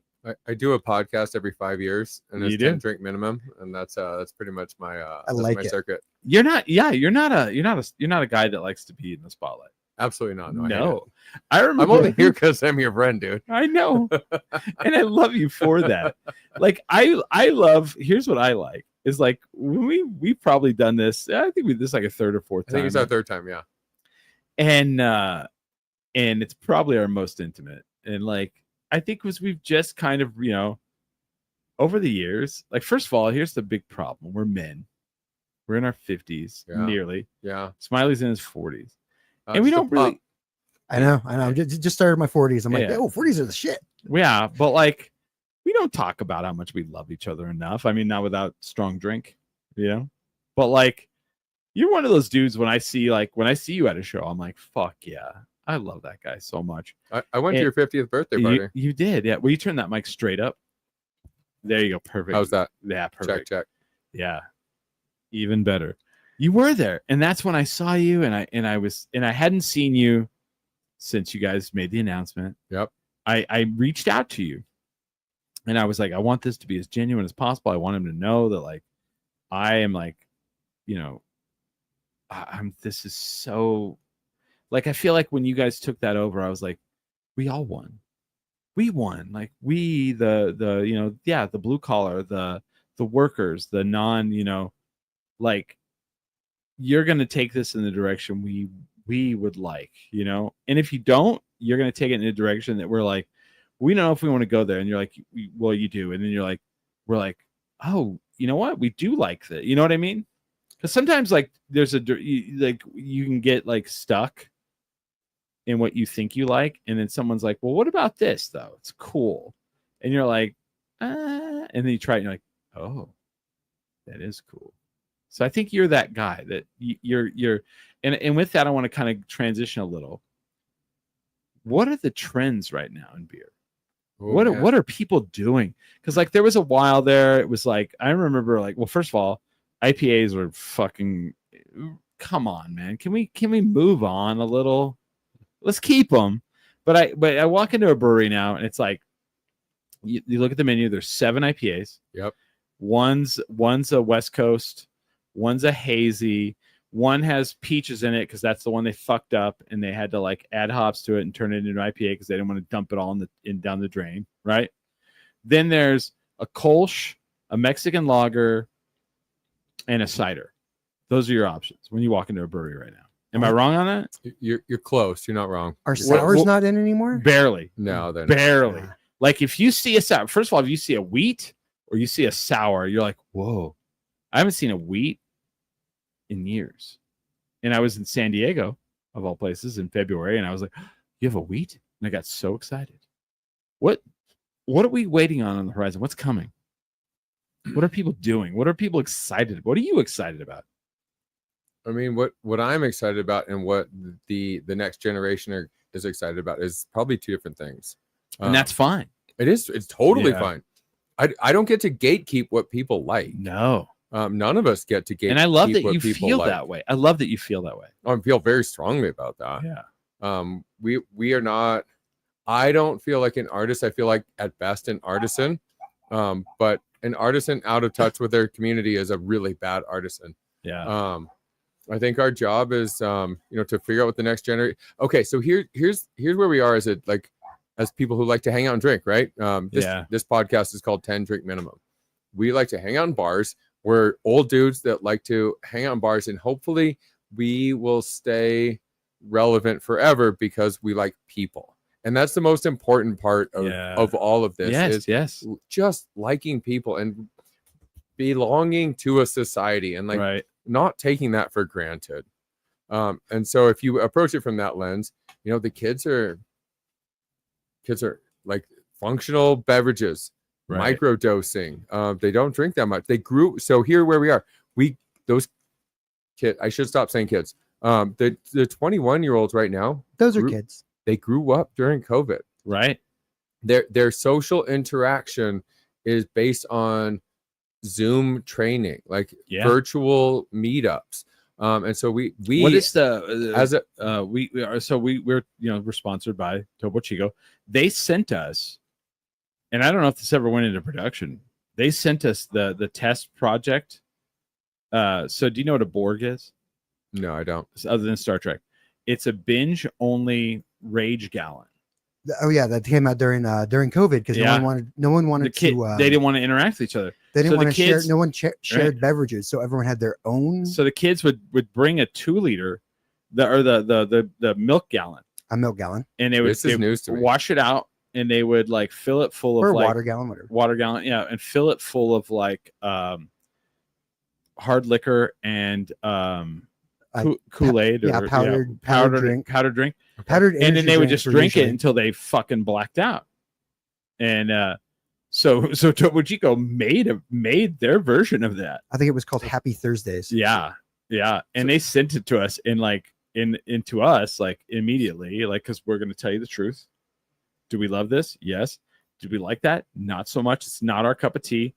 It was very like It was made for a different Boone's market. Farm. It was Boone's Farmy. Mm-hmm. Yeah. So Smiley, you work at a liquor store. Yes. Chris, you are the mayor of downtown. Correct. I run a brewery. Yeah. We all rely on social interaction. Yeah. That's the fabric that connects all of us. Yes. And kids nowadays, they don't know the rules. They don't know how to hang out. And just be fucking normal and just like be yourself. Don't put too much pressure on yourself. And I think if what any of us can do as we get older and also still want to hang out is like help the younger generation understand what it's like to just chill, hang out, be yourself. Don't put too much pressure on yourself. Just please come hang out. We're not that bad. No, we're pretty welcoming, I think. And like as a person who owns like not only a brewery, you own like three, basically. You own three tap rooms, and that's based. I mean, the success of those is based on social interaction. The social fabric, man. Like have you ever watched Clarkson's Farm? I have not. No, I don't watch much TV. I would very much suggest it for you. Do you know who Jeremy Clarkson is? No. He was one of the hosts on Top Gear. Don't know what that is. Top Gear was this British show about car racing.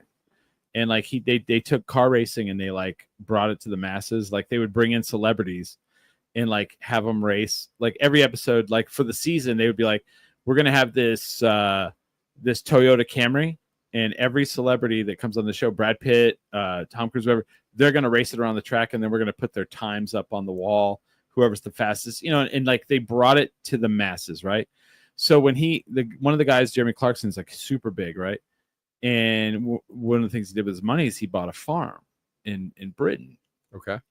And when his farmer that was farming all this farm for him, that he was basically probably using as a tax write-off, decided to retire, he was like, I will become a farmer in my 60s.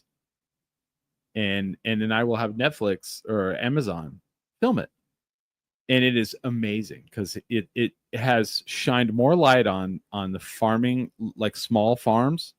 So then in the newest season, because like his big thing is he's like really trying to like push to become this like sustainable farm.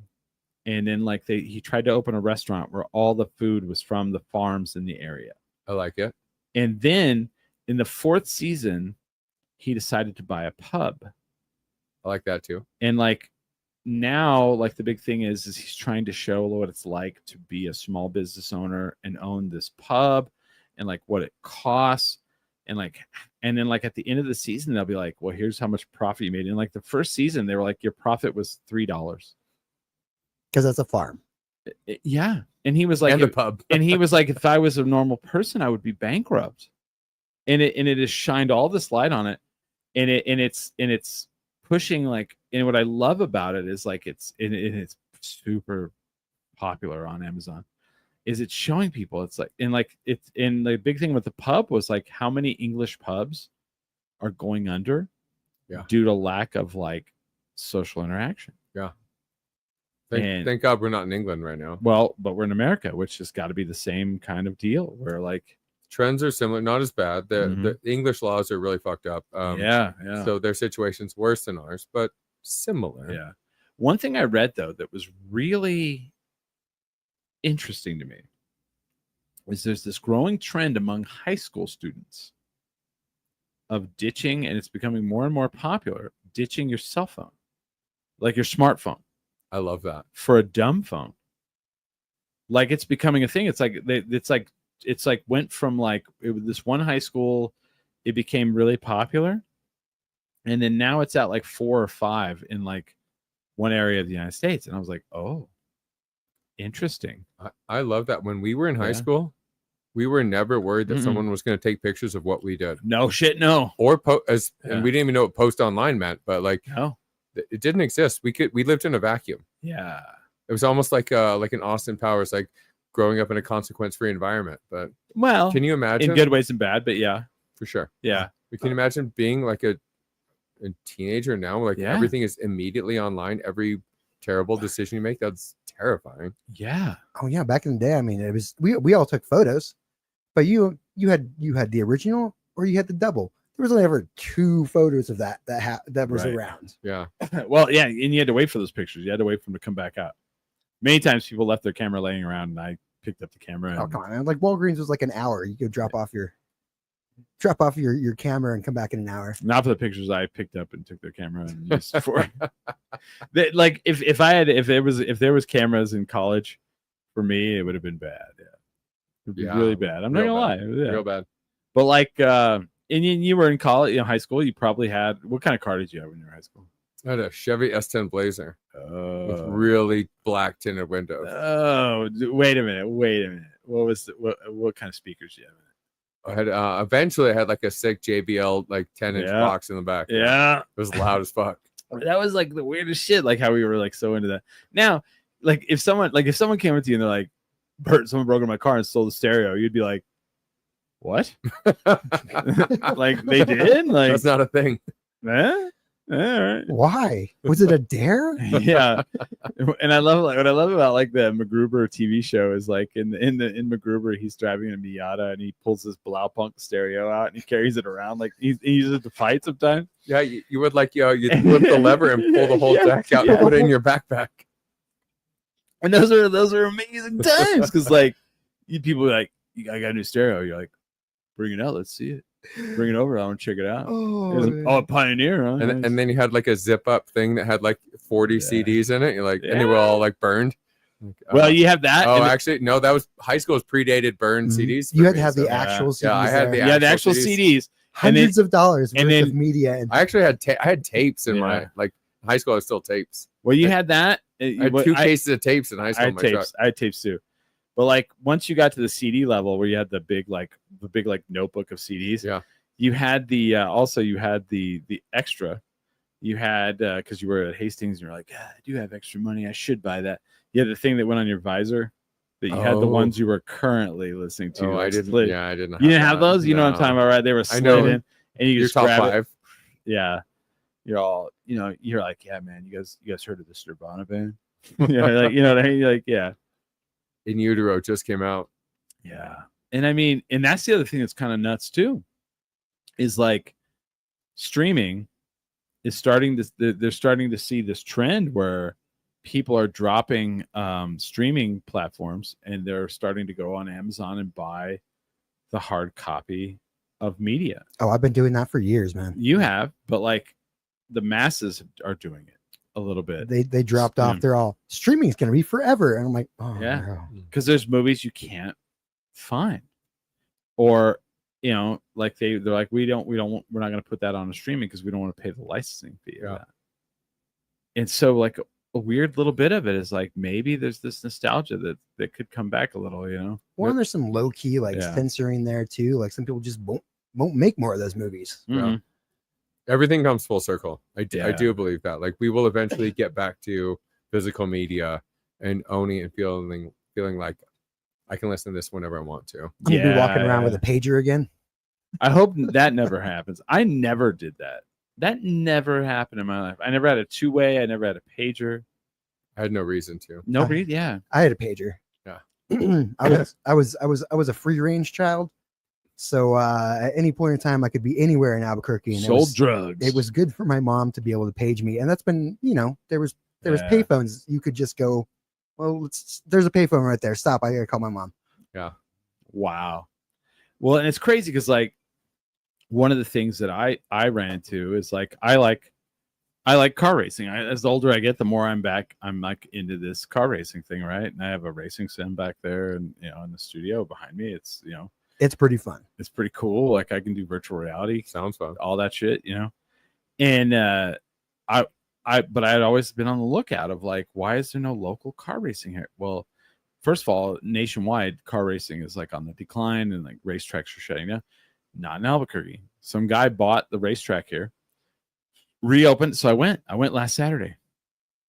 Sukiya circuit. I bought a shirt, and I didn't know what to expect. And I asked my friend, I was like, will you go with me? I don't know how cool this is. I mean, it could be shit. It's like $15, right? Let me tell you how cool this is. You drive out there. It's not far. It's like 30 minutes maybe. It's out there by the prison. Yeah, west side. Yeah, and you drive out there, and and good parking. It's like $15. You can bring your own food, and I'm sure if you are smart and not stupid, you could probably pour things in a cup and be fine. Probably. But they also had a concession stand. But we go out there for these asphalt racing because they have an asphalt track and they have a dirt track, and they do different events different nights. So I was like, well, what's going to happen here? Well, we saw multiple cars race throughout the night, right? They did Bandolero racing. And I had to look this up before it ever happened. Bandolero racing is like little cars for kids. So they only had 2 because I guess there was a big crash in somewhere in Colorado the week before, and so a lot of the cars couldn't come. But they had 2 cars, and it was like a 10-year-old boy and a 12-year-old girl, and they're in like a little like stock car that has like 40 horsepower, and they race around the track. Is this the dirt track or no? It is asphalt. Okay. And full throttle, right? And like the little boy was pretty aggressive, and he threw the girl around a little bit, and but like when they get done, like the top opens up and they like lift him out. And the little boy's in his like full racing suit. And he's like, I just want to thank my sponsors, Aunt Carol and Uncle John, and I was like, this is the best shit ever, right? And finally, like after they raced like 3 times, they talked to the little girl, and she's like, I just love to race cars. And I was like, this is amazing, right? So then they did what's called Legends. And Legends, the best I can explain it, it's like 140 horsepower, I think. I want to say maybe I'm wrong on that. But it looks like a coupe, an old like Deuce coupe car, like the ZZ Top car. Uh-huh.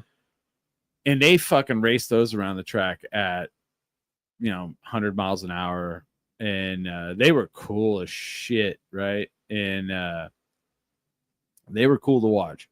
And there was a guy from Rio Rancho, and of course we were all like, I was like, I don't want to root for Rio Rancho, but he's the only local guy, so I rooted for him. And he won. He beat everybody's ass. It was cool as shit. It was cool to watch. My neighbor has a purple beat up 3. I think it's a Z. Mm-hmm. And he takes it out to that track. Mm. And he it's yeah. They do like a testing. Like you can do. No, I think he well, actually, I don't know what the race circuit looks like, but it's the one that's currently right now is like a, I want to call it an oval, but it's not it's like curved on the outside. It's a circular track. It's like straight and then a curve that's broad into a straight and then like a narrow. The second big curve is more narrow. So the curves are not the same. Okay. One side is wider, and it took me a second. Like I was watching it, and my friend Kevin didn't cue in on that, and I was like, they're coming out of the second turn way faster than they come out of like this curve. Yep. And he was looking at it, and then he went on his phone and he did a Google Maps, and he was like, oh yeah, it's definitely like more broad as you come out. You can hit it and like fly out of it faster. And so they did the Legends cars, and that was really cool. Then they did, I know what people call them. It's called the MX-5, the Mazda MX-5. Yep. You guys all know them as the Miata, but they had the Miata class, and those motherfuckers cooked around the track, man. And I guess the guy who owns the track is one of those guys, and of course he won. His Miata fucking smoked him. But then they do local sprint knowledge. Yeah, then they do on his own track. No way. Yeah, No then way. they do sprint cars. Sprint cars was like the headliner, right? Man, what a fun day, man. We went out, and it was like, good 2 hours. So the switching gears a little bit, pardon the pun. Yeah, I watch World Cup mountain bike downhill racing. You're a mountain biker. I am. You fucked yourself up a couple times. Times. But yesterday there was a World Cup in Leogang, Austria. Love it. That was won by 500ths of a second. Shit. If the first and second place were separated by 500ths, if you pulled your stopwatch out on your phone, and you hit as fast as you possibly could, which I did today, the fastest I could do was 1100ths. The race was won by 500. No way. That's and that's all they had to look at it through a camera. It's all like timer beams. So like Lasers. you break. It's Oh, lasers. yeah, You break yeah. the beam when you start, and you break the beam when you stop. Yeah. 500s. That's gnarly. Wow. That's nothing. Like that's nothing. Yeah. That's crazy. It's crazy. Like, first on of a all, on a 3-minute course. first of all, it's amazing if you win. But if you lost that, you're like, Yeah. The guy who got second was pretty pissed, dude. like what could you do? Like, I could have leaned a little more. Yeah, he could have pushed his front end a little faster. Like Just a microscopic amount. Yeah. You literally cannot start and stop your timer on your phone faster than that. yeah. Crazy. But going back to the race thing, it's like that. It's again such a crazy cool number one throwback. So I'm sitting there, and there's young people, which was cool. I was stoked about it. There's old people. There was the old timer in front of us with his Vietnam shirt on, and they get up. And I wish I just had too much respect not to film this.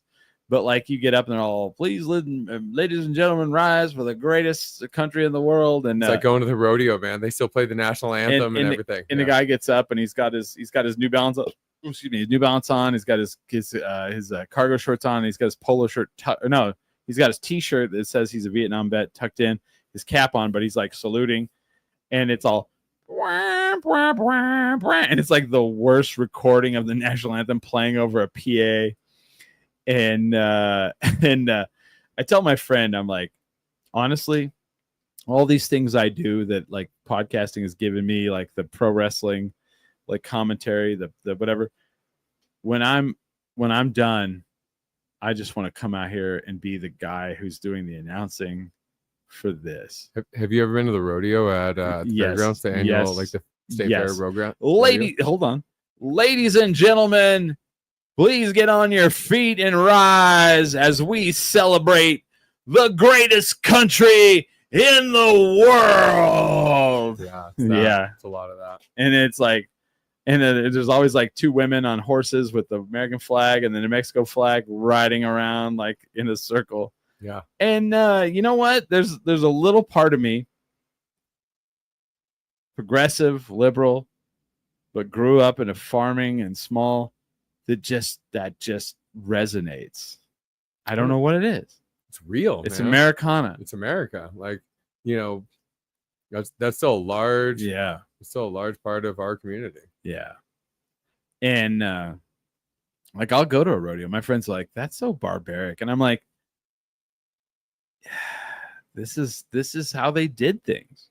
This is how like bull riding. Okay. Bull riding was not how they did things. You didn't need to break a bull and ride them around. Yeah, but you did need to know how to ride a bronc. Bronc was like how they broke horses. Absolutely. Roping is how they would catch animals to brand them. You probably don't know this. My dad's a horseshoer. I grew up on I did not. A farrier. Well, yeah. Yes, technically. Yeah. We never called it that. No kidding. I grew up breaking horses. I grew up on a horse ranch in San Diego. I did not know. What? I grew First of all, there's horse ranches in San Diego. Rural San Diego County. Got it. So yeah, absolutely. Both of my daughters have done mutton busting at the rodeo. Nice. I 100% know about mutton busting. Sheep riding, yeah. They both came in second. Neither one of them won yet, but my little one's super tenacious, so she might win this year. That's so cool. She's pretty gnarly. So you see, that's the thing that makes more sense now. How you and I are more like connected because we are like these urban guys. We live in the city, but we have these like rural roots where we love like Americana. Yeah. We have cowboy boots. We have, grew up out in the country. Yeah. I didn't know that about you because I grew up in the country. I grew up farming and ranching. I wasn't a horse rider though. I'm a pretty good horseshoer to this day. No kidding. Yeah. That's my dad. Yeah. So I grew up working for my dad.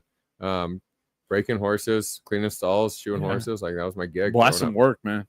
And like I think about that, like it's funny because like people are like, oh, my dream is to live on a farm and like most people don't have the stones for that. And I look at them and they're like I'll go on a dating site and they're talking about that. I'm like, have you done that work?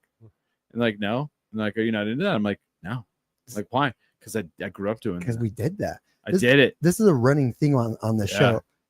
Almost all of our basically, if you wind up being a host on this show, you probably grew up on a farm Yeah, Because I grew up. I love that. I grew up on a farm. Where'd you grow up, Smiley? Arkansas. Arkansas. Damn straight. Portsmouth, yeah. Arkansas. My great I've been to Fort Smith, Arkansas. my great uncle Jim had a farm, like ran it till he was in his late 80s, and yeah, so like that was normal. Going out to Jim's farm. Oh, he yeah, would yeah, work yeah. all day. Yeah. Yeah.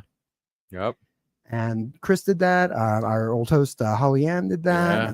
Like most of that. Billy, not so much. Billy, not so much, but he's aware of, Yeah. of farm work. He was around. What did you? Okay, like, were you? So we're the same age. Yeah. So like, were you like watching Hee Haw as a kid? Were No, you I watching? lived it, man. I wasn't gonna watch it on TV. No, like- see, no. I'm not saying you wanted to. Oh, a lot of John Wayne. A lot of John Lot Wayne. of John Wayne. So for me, like, I would go to my grandparents' house. There was Bonanza on TV. Love Bonanza. Yep. There was Hee Haw on TV. There was the Nashville Network on TV. Mm. I watched a lot of Lawrence Welk. The Grand Ole Opry. Yep. And as a kid, I was like, God, I hate this. Oh, so much. Lawrence Welk was the worst. It was the worst. But you know what? As an adult, you're like, damn, That was some good actually shit. fucking dope, right? You're like, Pretty God weird damn shit it. going on here. big, like country big band, like Western swing big band. Yeah. Yeah. Oh, dude, like I'm like, it's so funny because like I wear, like, for the cabaret show, I wear like these outrageous jackets, and people are like, wow, where did you get the idea for those styles? And I'm like, it's called fucking old style. Have you ever seen what's his name? Porter Wagner? I'm like, God damn. Like, Buck Owens. Buck Owens. God damn, what an amazing son of a bitch right there. Bakersfield Sound, baby. Bakersfield Sound, one of the greatest guitarists ever lived. Unbelievable. And one of the coolest fucking guitars ever. Uh-huh. But like, No Show Jones. if you're listening to this show and you're like, who's Porter Wagner? Google Porter Wagner right now. And I'm going to tell you, his suit, awesome. 100%. I don't know which one he's wearing. Awesome. It's called a nudie suit. And you're like, oh, nudie suit. Nope. That was a designer. Mhm.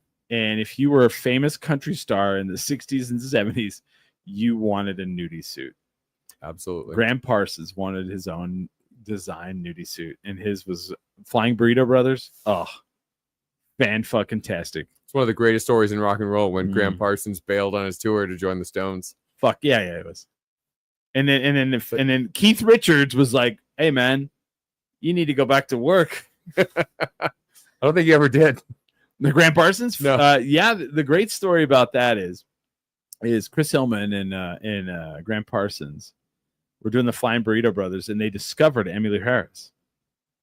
I did not know this. Oh, you did not know this? No. News And to me here. they were like, you need to come out on tour with us. And she was like, oh my God, it's Graham Parsons and Chris Hillman, because Chris Hillman's from the Byrds. Yeah. So she went on tour with them, and she was like, I watched this on a documentary, and she was like, well, I was like so stoked out on this like great opportunity. So we go out on tour, and I would open and like get the audience primed, and then they would come out fucked up Graham was the and like fall Off off his their rocker. stool, and they couldn't do their set. And so she finally was like, after like the fourth show, she was like, okay, we're having a meeting.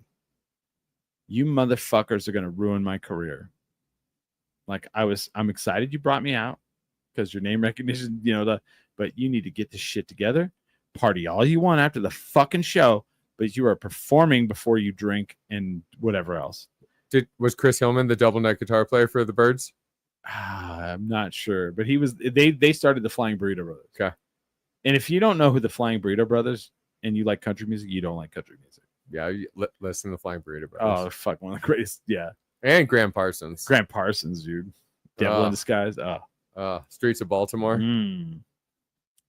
Gosh, we gotta go. Like, I've never seen him, and I don't know how I missed this. Is what's his name from Bakersfield? Other than Buck Owens. Other than Buck?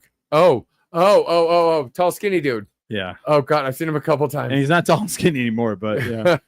Oh gosh. Lyle. No, not Lyle. No. Oh God. And he plays in New Mexico all the time. Give ourselves a break for a second. It'll come to us. All right, I'll come to us.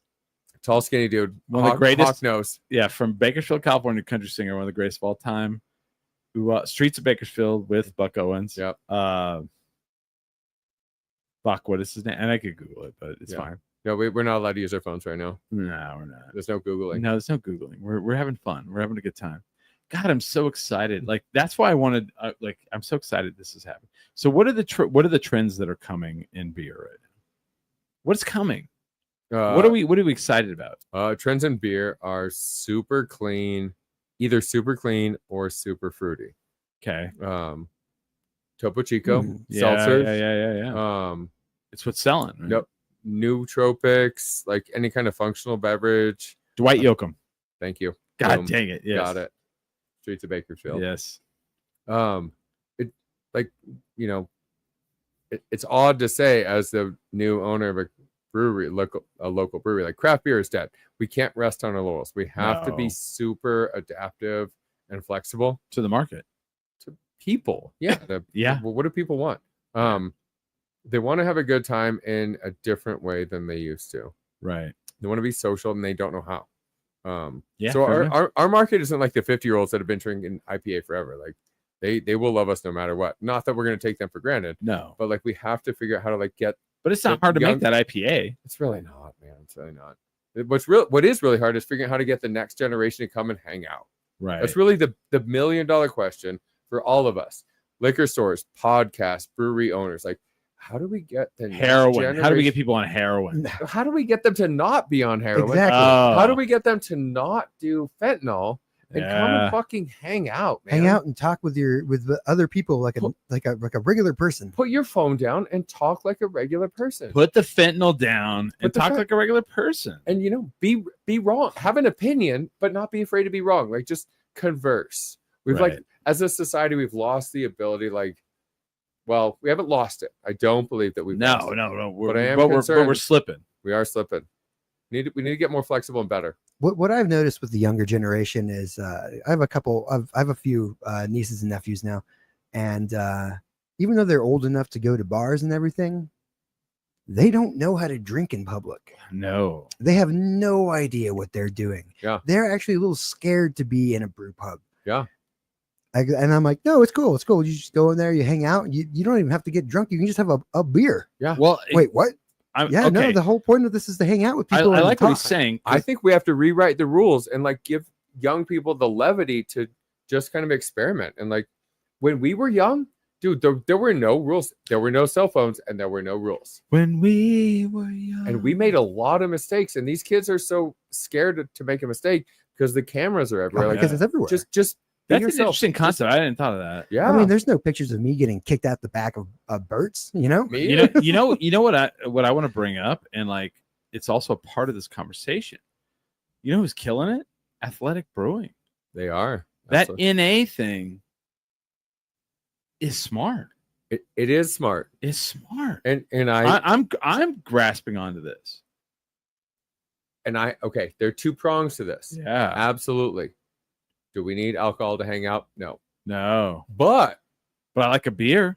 Should we be less afraid to make mistakes? Yes. Just make a mistake and be okay and move on. Give your friends the levity and the gravity to like be an ass for like 5 minutes or an hour one night and just like forget about it. Don't like bury them for it. Right. Stop crucifying people. Just like be an ass. Sure. Move on. Everyone moves on with their life. But I like this thing now where I can go out and I'm like, oh, I've had 3 beers and I'm going to drive home. And people are like, oh, what'd you have? I'm like, oh, I had the Athletic. And they're like, oh, then I'm like, oh, God, yeah, you're great. Awesome. And I feel fulfilled.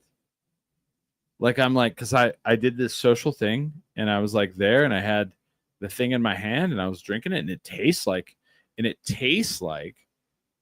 what I'm used to. 100%. And I have no consequence of it. And I'm so interesting. And I agree with you. Responsibility is an important part of all of this. Yeah. But I'm also talking about, I'm concerned as a society that we are burying our emotions and our experiences. Sure. And we're so afraid to fail. Right. Because someone's probably filming it. And I agree on that. That we haven't like learned the hard lessons. No.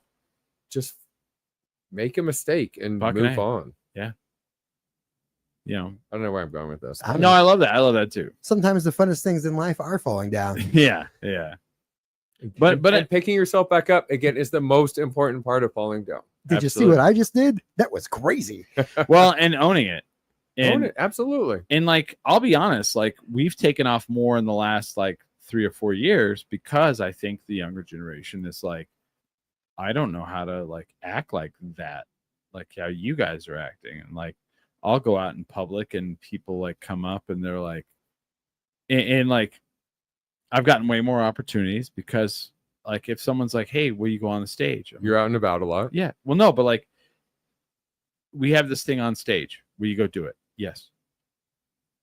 It's hard to get people to do that. Yeah, it's hard to get people to do that because it's like they're not outgoing anymore. And might you fail? Yes. Yeah. And will we pick you up when you do? Absolutely. Well, that's how I know you. Yeah. Like I'll go out and do things, and it's like, I used to do with your old employer. I used to go do their October Fiesta. I won't do it again. You're welcome to. Probably should. No, with your old employer? I don't care. I do, because they stiffed me the last time I did it. Oh. They didn't pay me. They literally did not pay me. And then when I hit them up to be paid, I got ghosted. Oh. And I'm like, all right, well, we're done now. And when they hit me up in October, I'll be like, oh, you didn't pay me last year. We had a handshake deal. This is news to me. They went from the handshake deal we always had to like, well, you need to invoice us. And I was like, invoice you? We're all friends, man. I don't need to invoice. We don't need to invoice. We have a handshake. Like, well, just do me this for me. And they were like, okay. And then that never happened. And then I was like, hey, I didn't get this thing. I didn't even ask for money. Not even money. And they were like, just ghosted me. Isn't that rough, right? And I was like, well, all right. I guess that's over. Well, fuck. I guess if you want to MC something for Marble, then Bert, you tell me what to do and I'm there. That's how it goes. That's how it goes. But see, that's like why I get those gigs is like, cause like they're like, we asked everyone to do it and they said no, because people are like exactly what you're saying. They're like, I don't want to go up in front of someone and say fart or shit, and and you know what, I love the premise of your show, 10 drink minimum. I mentally prepared myself like I'm gonna have more drinks than I normally would, because I think it's important to like put your filters away every once in a while and just say it like it is. Don't be afraid to fail. Like I'm not afraid to fail. I fail all the time. This is more than I normally drink. It's more than I normally drink. Right. We're getting old, man. We can't do that. No, I got to work tomorrow. Yeah, same. Yeah. Don't be afraid to fail, man. Nah. Put yourself out there, like with confidence. Well, oh, exactly. And that's the way to do it. Here's Did you see my train wreck up there? Like seriously. Like I've come out of auditions just thinking to myself, like, wow, that was awful. That was so bad. Well, at least I went and did it. But also, like, there's those times where, like, here's how you and I know each other, because we were out and hanging out. Yeah. Well, no, because like I was hanging out with somebody, and they were like, "Hey, you do what?" And I go, "Yeah," but I was out, and I was putting myself out there, and I was drinking, I was hanging out, camaraderie, networking, and it was the right people that were. I'll tell you how it all happened. Actually, I could tell you that. You remember? Yeah. Oh, yeah. Sweet. So my friend Donovan, who works for one of the distributorships now, I don't remember if it's National or Admiral or whatever. I don't know, one of them. He's like, "Hey, I'm going to the soft opening for," and he and I went to college together. He's like, "I'm going to the soft opening for Green Jeans," and he was like, "Do you want to go?" And I was like, "Fuck!" And like, even if I was like, next day it was going to be terrible. Whatever. I'm like, yep, that sounds amazing, because I just know how important being out and being social and being with the right people and presenting the right thing is. So I go and I'm with Donovan. He introduces me. I meet the people who were your salespeople. And they're like, "What do you do?" And he's like, "Oh, he has this podcast." And then of course, like they bring it up. They're like, wow, would you do a podcast for us? I was like, oh, well, yeah. I mean, if you want me to, of course I was. That's why I was there. You know what I mean? It's called laying the being in the right place at the right time, laying the foundations, putting yourself in the right place at the right time. Yeah. And then we did that first show there, and you weren't there because your kid was born. I feel like I've been on this podcast before Charlie was born. No. Yeah, it was the first one. No, because Okay. we did our show live at Green Jeans upstairs. Oh, that's right. I remember that one. Alana was on. I was in this room before that show at Green Jeans. No, sir. Yeah, with Silas. You not sure? You sure were not? Are you sure? Yes, because I did not live here yet. I was at Rosemont. So Rosemont so was we there? went and your kid was born, and they were like, "We're sorry, Bert couldn't be here." Because I'm going to tell you the story. I'm going to tell you the timeline. Yeah. All right. So then, like, it was Alanis, and I can't think of his name. He had glasses. He was a marketing. He went on to like work for the company that like cleaned lines at bars. Soda. And Silas was on there with us, and we all did like a podcast, Green Jeans. So then Brody. So then 6 months goes by, nothing happens. You go down to El Paso, and you do a podcast down there With Michelle. I remember her. and Santa Fe was not happy with it. Huh. Yeah, they were like, they email me, and they're like, "Hey, we would love to apologize to you." And I was like, "What?" And they're like, "We would love to apologize. We took you for granted. We did not realize how good at this you were.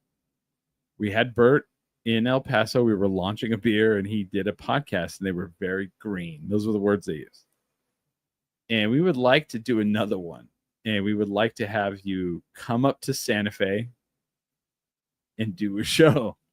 And I'm like, "Whoa, all right." And that's when they were like, "Well, you look at the calendar, you pick a band, and we'll drive you up." And so we went up there and we watched the old 97s, and we did the show behind the bar. Do you remember this? I do remember this, Yeah. but I do think the timeline is a No. little off. I can pull it up. I can pull the emails I up. remember being in this studio. No, that was the 7K one, man.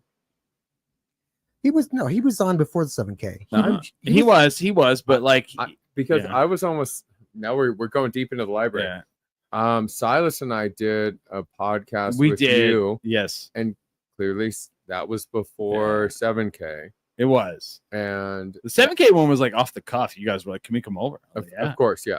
Yeah. But I'm pretty sure that honestly, I don't do many of these. No, you don't. And I'm pretty sure that we hung out here long before 7K launched. Right. Well, I got this in 2020. This space? Yeah. Okay. What was the space before this? It was over in Rosemont. Over there. It was like over near Marble. Over next to Marble, actually. Like literally like 2 blocks from Marble. We could walk from the old studio to Marble. I'm gonna play ignorant here. Was there a room with microphones and headphones? I think we were in your living room. Yeah, we did. Then you did do it. We were in your living room. Like, we walked straight from the sidewalk into your living room and just plopped there. Yes, you are correct. Then you did do it. Okay. But that was not the original. The original was like the very first one you were not at. That's possible. It was me, Alanis, Silas, but Smiley. I have a picture of it. I moved to Santa Fe in 2014.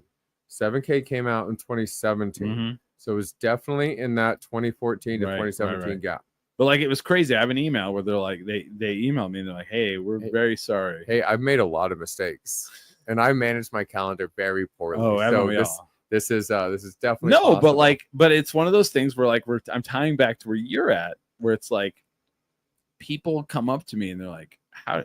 Like I do the commentary for wrestling, and I was literally standing in line waiting for a beer, and I'm I look different than the crowd because I'm like in a blazer because I'm doing commentary and I'm on TV and classy in classy and really good looking and all those things. But a kid comes up and he's like, "Can I ask a question?" And you're always like, "Oh, what's this gonna be?" And he goes, "How did you get here?"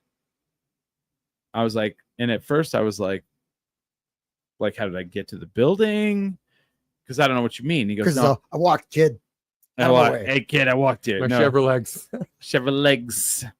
So I was like, what do you mean by that? And he goes, how did you get to this level? And I was like, and I literally looked at him and I went, I'm going to tell you the most important word in the English language. And he goes, what's that? And I go, networking. Because it is.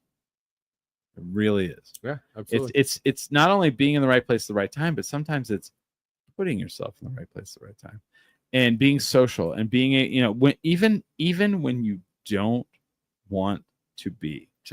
I think Yeah. networking is like more simple. I think it's just liking people. Mm-hmm. Just like people and be friendly. And I say this because I've watched you have to present and be in front of people, and you do not like it at all. No, I hate presenting. You No, do. it's true, And I hate they're like, Bert, we have this new beer. Go tap the keg. And you're like, I was sitting and the funny thing was, I like personal interaction, yes, not performative yes. interaction. And this is why I will be honest with you, I loved the Santa Fe people because there was like a whole group of you guys and you were all so close. And like, if you guys were all together, you were like this cohesive, like fun unit of people. And they'd be like, Bert, you need to go in front of everybody. And you'd be like, and you did not want to go do it. And it was like all of you were like that. And then you had the people that you hired to do that. And then they were on the outside and they were like, oh, blah, blah, blah, blah, blah, blah, blah.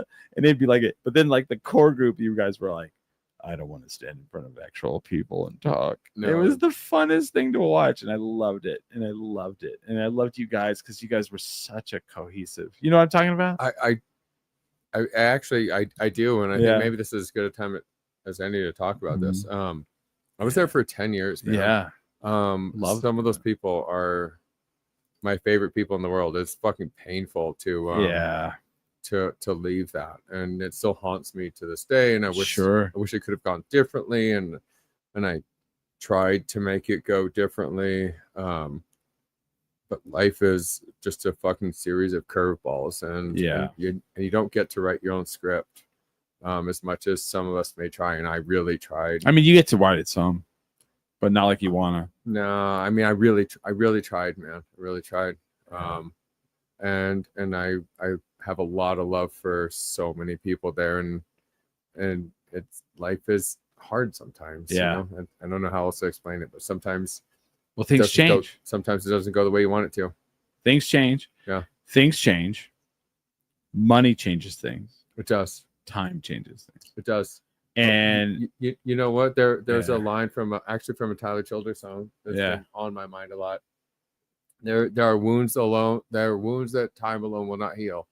And that kind of haunts me. That like some of these decisions will maybe never work themselves out, quote unquote. Maybe it just is what it is, and that fucking sucks, man. It sucks. Well, like with going up and doing the thing I do, like Santa Fe asked me, they're like, hey, can you come do this? Yeah. Well, I didn't have a way to get up there, so I drove myself, and I didn't drink. I chose not to drink so I could do it because I was like, man, I love these people. I love you, and I get up there and I see only like I'm friends with a lot of the staff now. Yeah. So because I've done it, I've done it like 4 or 5 times. And they were like, well, can you give us an invoice? I'm like, man, we're not on that level in my mind. Just give me some cash. No, I don't want it cash. It wasn't even for cash. It was for beer. Oh. Yeah, they stiffed me on beer. What? Yeah. Yeah, usually they usually give us beer for that. That's all I wanted. That's all I wanted. And like all I wanted, and I did the whole day. I drove up there and I drove home. And I was like, and then that Monday they were like, well, hit me up. And then I hit a person up and they ghosted me, and I hit them up again. They ghosted me, and I went, okie dokie. I guess that's where we're all at now. I'm sorry that happened. I was like, man, I can't explain it. I don't know. We're back in the day, we were all friends and we like had the greatest time. And I rode the Rail Runner up, and I had a crazy story where and now we're all just business and bullshit, and that's life, and that's how shit goes. And I move along.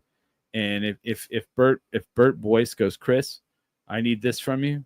Chris will go, Bert, if I can move heaven and earth and be there, I'll do it. And that's how you and I are.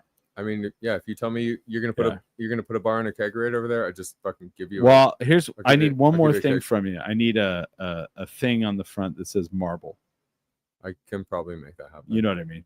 Yeah. Like that. That looks like behind you. Yeah, I can probably make. Because then whenever I pan over to Smiley on the thing, it just says Marble. Because he's not going to be sitting in that chair anymore. He's going to be behind the bar. No, he'll be sitting in the chair, but behind the bar. Well, yeah. Yeah, I'll probably be standing or something. I don't know. Yeah. I mean, a bartender is most comfortable behind the bar, usually leaning. Like, and I like to lean on the bar. I'll want him constantly cleaning.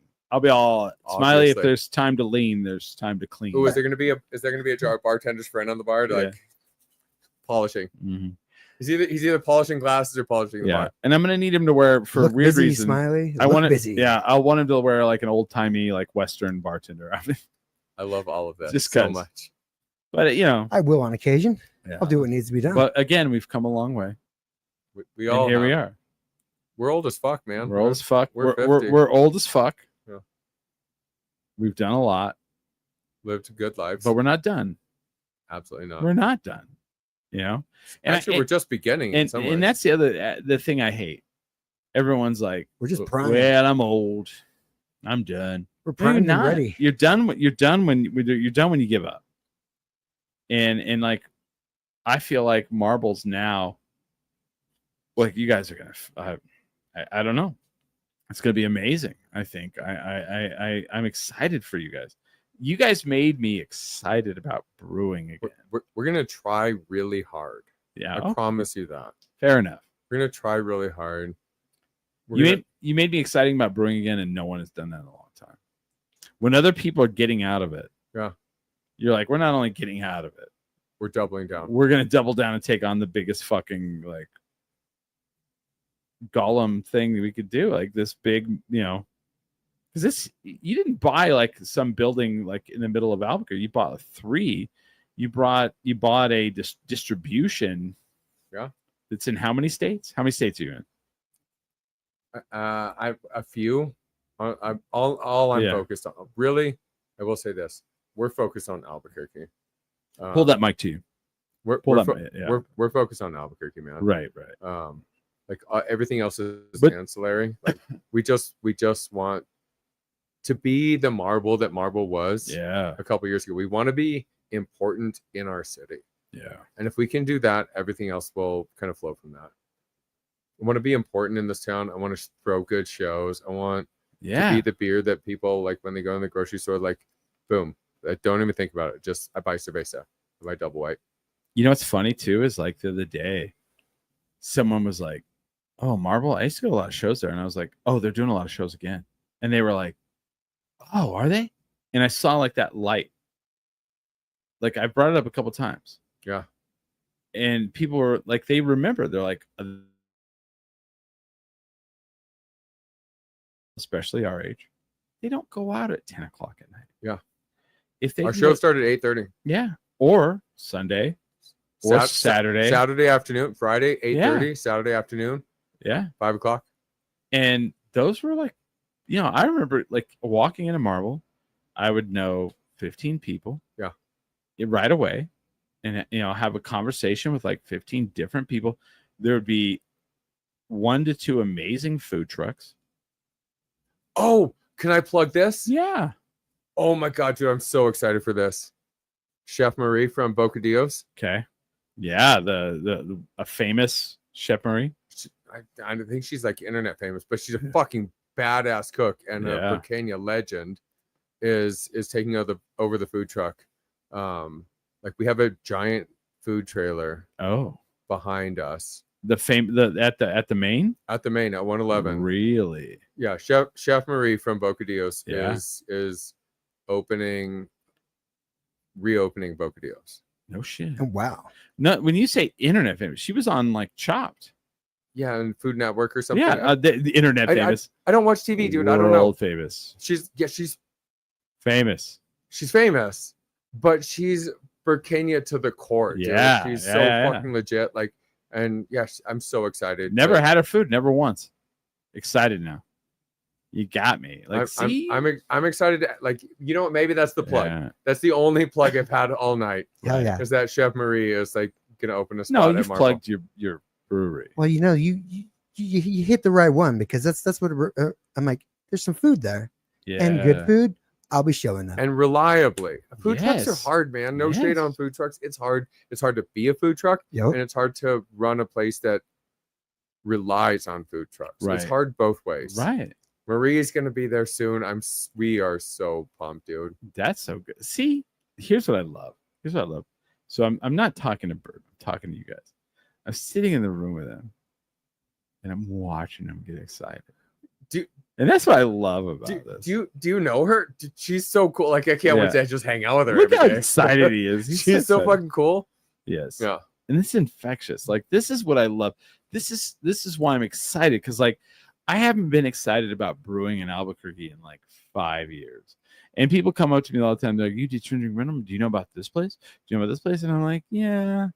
And then like, it's rare. There's places that in Albuquerque now that exist. Back in the day, like there would be a place. If it was a new place, I would go. You would know about it for sure.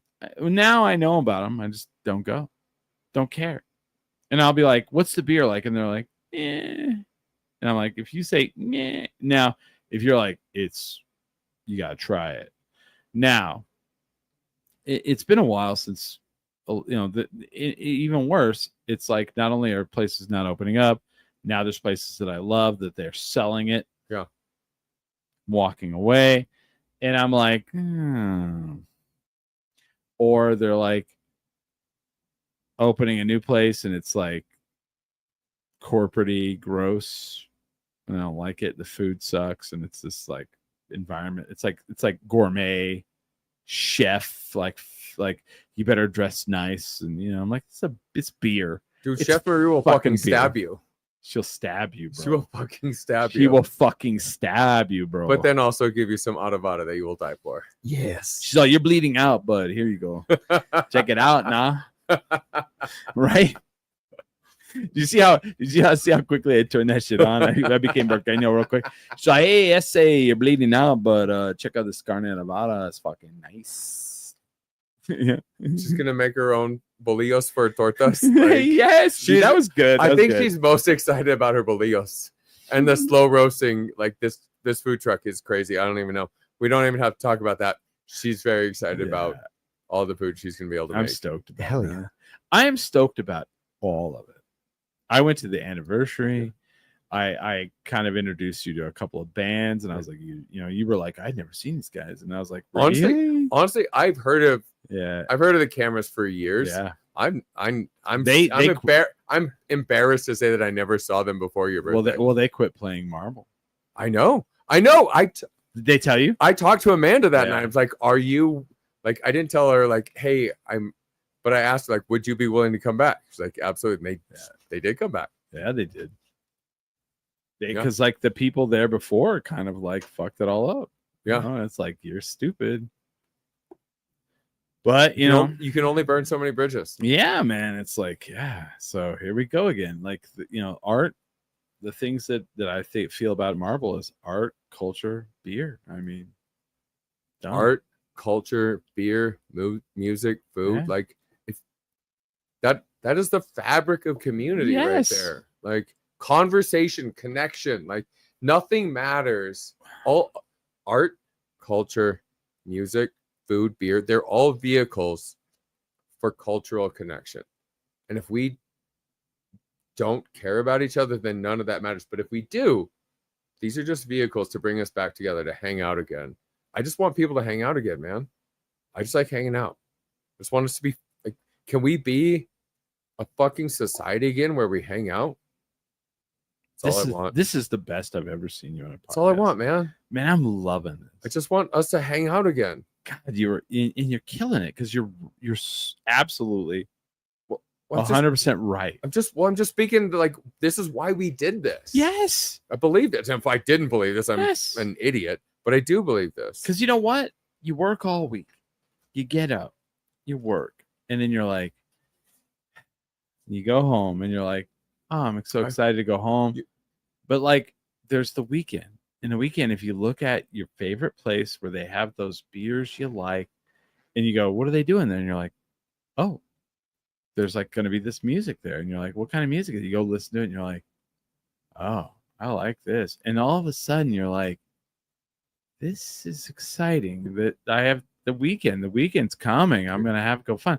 And you walk into Marble and you see that person. You go, hey. And you see that person. You go, hey. You see that person. And you say, hey. And you sit there and you're like, catch up with them. And in the background are the bands that are playing, and you can go talk to the band. You're an extrovert. I'm an Yeah. extrovert. Yeah. I recharge my battery when I go into a situation. There are people there Yeah. that I want to talk to. Yes. And like a community that I want to like reconnect with. Right. I walk into that and I feel like alive. Right. And I know you feel the same. That's why I see you out every time I go out. You're there. Anywhere I go, I see you. Like that's real. Yeah. We're not alone in that. No. We need to like gather more people into our clan. Maybe that's not a good word. Sorry. But in our group, our crew, our people. Let's get more people into our people. Our community. Our community. I like community. And I always it's a great love word. And I'm gonna start like what I always like hate is when people go, "What's 10 drinking minimum?" To explain that podcast. So I'm just gonna be like, you know what? It's a podcast about community. I'm just gonna start saying it. It's like community, art, beer, culture. Yeah. Done. Boom. Yeah. Anyway, Houston, Texas, Comic Palooza, Smiley and I. Oh yeah. And Ming Chen are Cross your broadcasting fingers. Friday night at 9:45. We got the Friday night slot at 9:45, and at first I was like, "What the fuck?" And they're like, "It's also during karaoke." And I'm like, so I'm gonna have to stop and go, "Excuse me, guys, I've got to go sing Rod Stewart real quick." If you want my body. No, I'm just kidding. But like at first I was like, what's going on with it? And then I was like, oh, wait a minute. We got the party slots. Yeah, baby. Yeah. Do we? Yeah. Oh, I'm looking forward to this. 9:45 on Friday night. Oh, I'll be ready. They did that on purpose. Prime time. We're in front of a lot of people. That night. Fantastic. Yeah. I love a good audience. Yeah. So yeah. Excited. And I'm excited. Have a great time. God, I'm excited for you. So this is like going to be you're coming on more. I mean, you're gonna, right? Well, I'm sponsoring you, so yeah. I guess I'll be back next time we have something to talk about. Well, and that's the thing is like, well, see, here's talk shit. But... Here's what I want you to understand about that. If you do need to talk about some shit, tell me. Like, hey, Chris, can we give me a heads up and like, because we're like booking out like usually around 2 to 3 months right now, and I can definitely and if it's something, here's the other thing. If it's something big, I'll do a special one for you. Hey, baby. Guess what Smiley and I've never done. I don't know what, a Wednesday night podcast. No, we've done that. Oh, I think we have one coming up next month. Oh, okay. We ain't never done a podcast from Marble Brewery. No, sir. That is true. Never once. Done. I know someone who can make that happen. Done a lot of breweries. A lot. I would say we've probably done 15 or 16 breweries. There was a while we were just on that. Yeah. We were at one like every week. Yeah, that was like we were on a little tour. No, once a month. Once a month. And then like people are like, hey, you never done one for Marble? I was like, yeah, they never asked. I never even met the people who run it till now. We don't talk about the past, but yes, sir. Here we are. No, the past ain't a big deal. Future's a big deal. Future is where it's at. You're the show, brother. You're the show. You're the show. I'm just hanging out. You and Jarrett, man, I'm so stoked for you guys. I love both of you guys so much. Like, you guys both were like just the coolest, like just fun, like down to earth. That's what I want to point out. Down to earth, can hang out, and like you want to talk about beer. These are the people. Like, you just love beer. You just love people. And like, this is the best podcast I've ever seen you do. Community, bring it all together, man. Yeah. So go check out Marble Brewing if you come to Albuquerque. Yeah, come hang out. Because we have a wider base than just New Mexico. We have people from all over. And if you live in a state that Marble Brewery is brewed and you never tried it, try the double white, try the cerveza. You know, try. Do you have the red in cans in other states? We red is very limited right now. Oh, Desert Fog. You know, frankly, we're not really. We're just trying to be New Mexico, man. Yeah. Not really. You guys aren't putting out cans in other states now? Less and less. Really? El Paso, Southern Colorado. Okay. That's it. Well, I mean, we have fans there. So What's up, El Paso? yeah. What's up, Durango? What's up, Pagosa? Dude, that El Paso place is. You like Chico's Tacos? Fuck yeah, dude. What is up? He doesn't get it. He's like, oh really? I don't get it. And I was like, it's only like 2 a.m. Like, yeah, we went early, but I'll still eat it, man. My thing is like I ate it, and I was like, they're reds. It's the red. It's all about the red sauce, dude. Right. I ate it, and then like I was like, all right, it's Bob's Burgers, and I was like, cool. And then like 2 days later, I was like, I'm told it grows on you. It does. No, like 2 days later, I was like, I'd really like to eat that again. You know what? I don't know what it is. You know? I think they put crack in the taquitos. It could be. But yeah, I want to thank Bert Boyce for coming on, man. I love you, man. Chris Burnett smiling. Yeah. Thanks, guys, for having me. You're one of us, man. We're all in this together, dude. Yeah. We're just all trying to again improve our communities. Yes. Build our fucking community. I want people to understand that when we walk out of here, we're not going to be like, thanks, Bert, come by. We hug each other, we love each other, we see each other out in public. This is community. I mean, it's not kidding, man. Chris is the mayor of downtown. So yeah, I do see him every time I go to a show. I'm dating this woman, and she's like, I had to tell her about that, and she's like, and when I first bring it up, she's like, all right. So then a couple things that happened, and she was kind of like, oh, I did hear them call you that, and I was like, oh, okay. So then last night we're downtown and we're walking over to see if Humble is open, and a guy pulls up to the intersection of Central and 7th, and he goes, holy shit, it's Chris Burnett, the guy with the famous podcast, out of his car. The mayor of downtown, people. And I wave, and we walk over to the coffee place. It's closed. We were walking back, and another group of people stop and shake my hand and talk to me. Then we get to the venue that we're going to go watch a band at, and they're like, oh, it's Chris? And they're like, yeah. And they just start stamping. I was like, well, actually, I have tickets. And they're like, oh, all right, we'll scan them. And she goes, were they just going to let you in? I was like, yeah. And then we go to leave, and there's a venue next door, and the fucking door guy's like, "It's up, Chris." And she was like, "Okay, you were not fucking kidding." It's like I was like, "Yeah, it's it's a thing. It's Albuquerque, baby." Yeah, and I love it, but I love it. I mean, I'll have another way. There's no but in that. There's no but. No. There is none. Yeah. But I want to thank you for being on the show, and I want to, and if I bullied you into the sponsorship, I feel bad. No, I just feel like there's no. What What more if, organic. What if someone else put their beer here? I'd be pissed. Yeah. Yeah. See, that's the thing. See, if I was like, hey, we're sponsored by blah blah blah, not naming names, but La Lundra beer, you'd be like, Llorona Brewing Company. La Llorona Brewing Company. You'd be like, what's up with that bullshit? And you know why? Because that does happen. Because there's a distillery that's like, so what's up with this Topo Chico thing? What the fuck's that about? And I was like, I keep telling you, would you like to sponsor us? Would you like to give us product? And they're like, I don't know, man.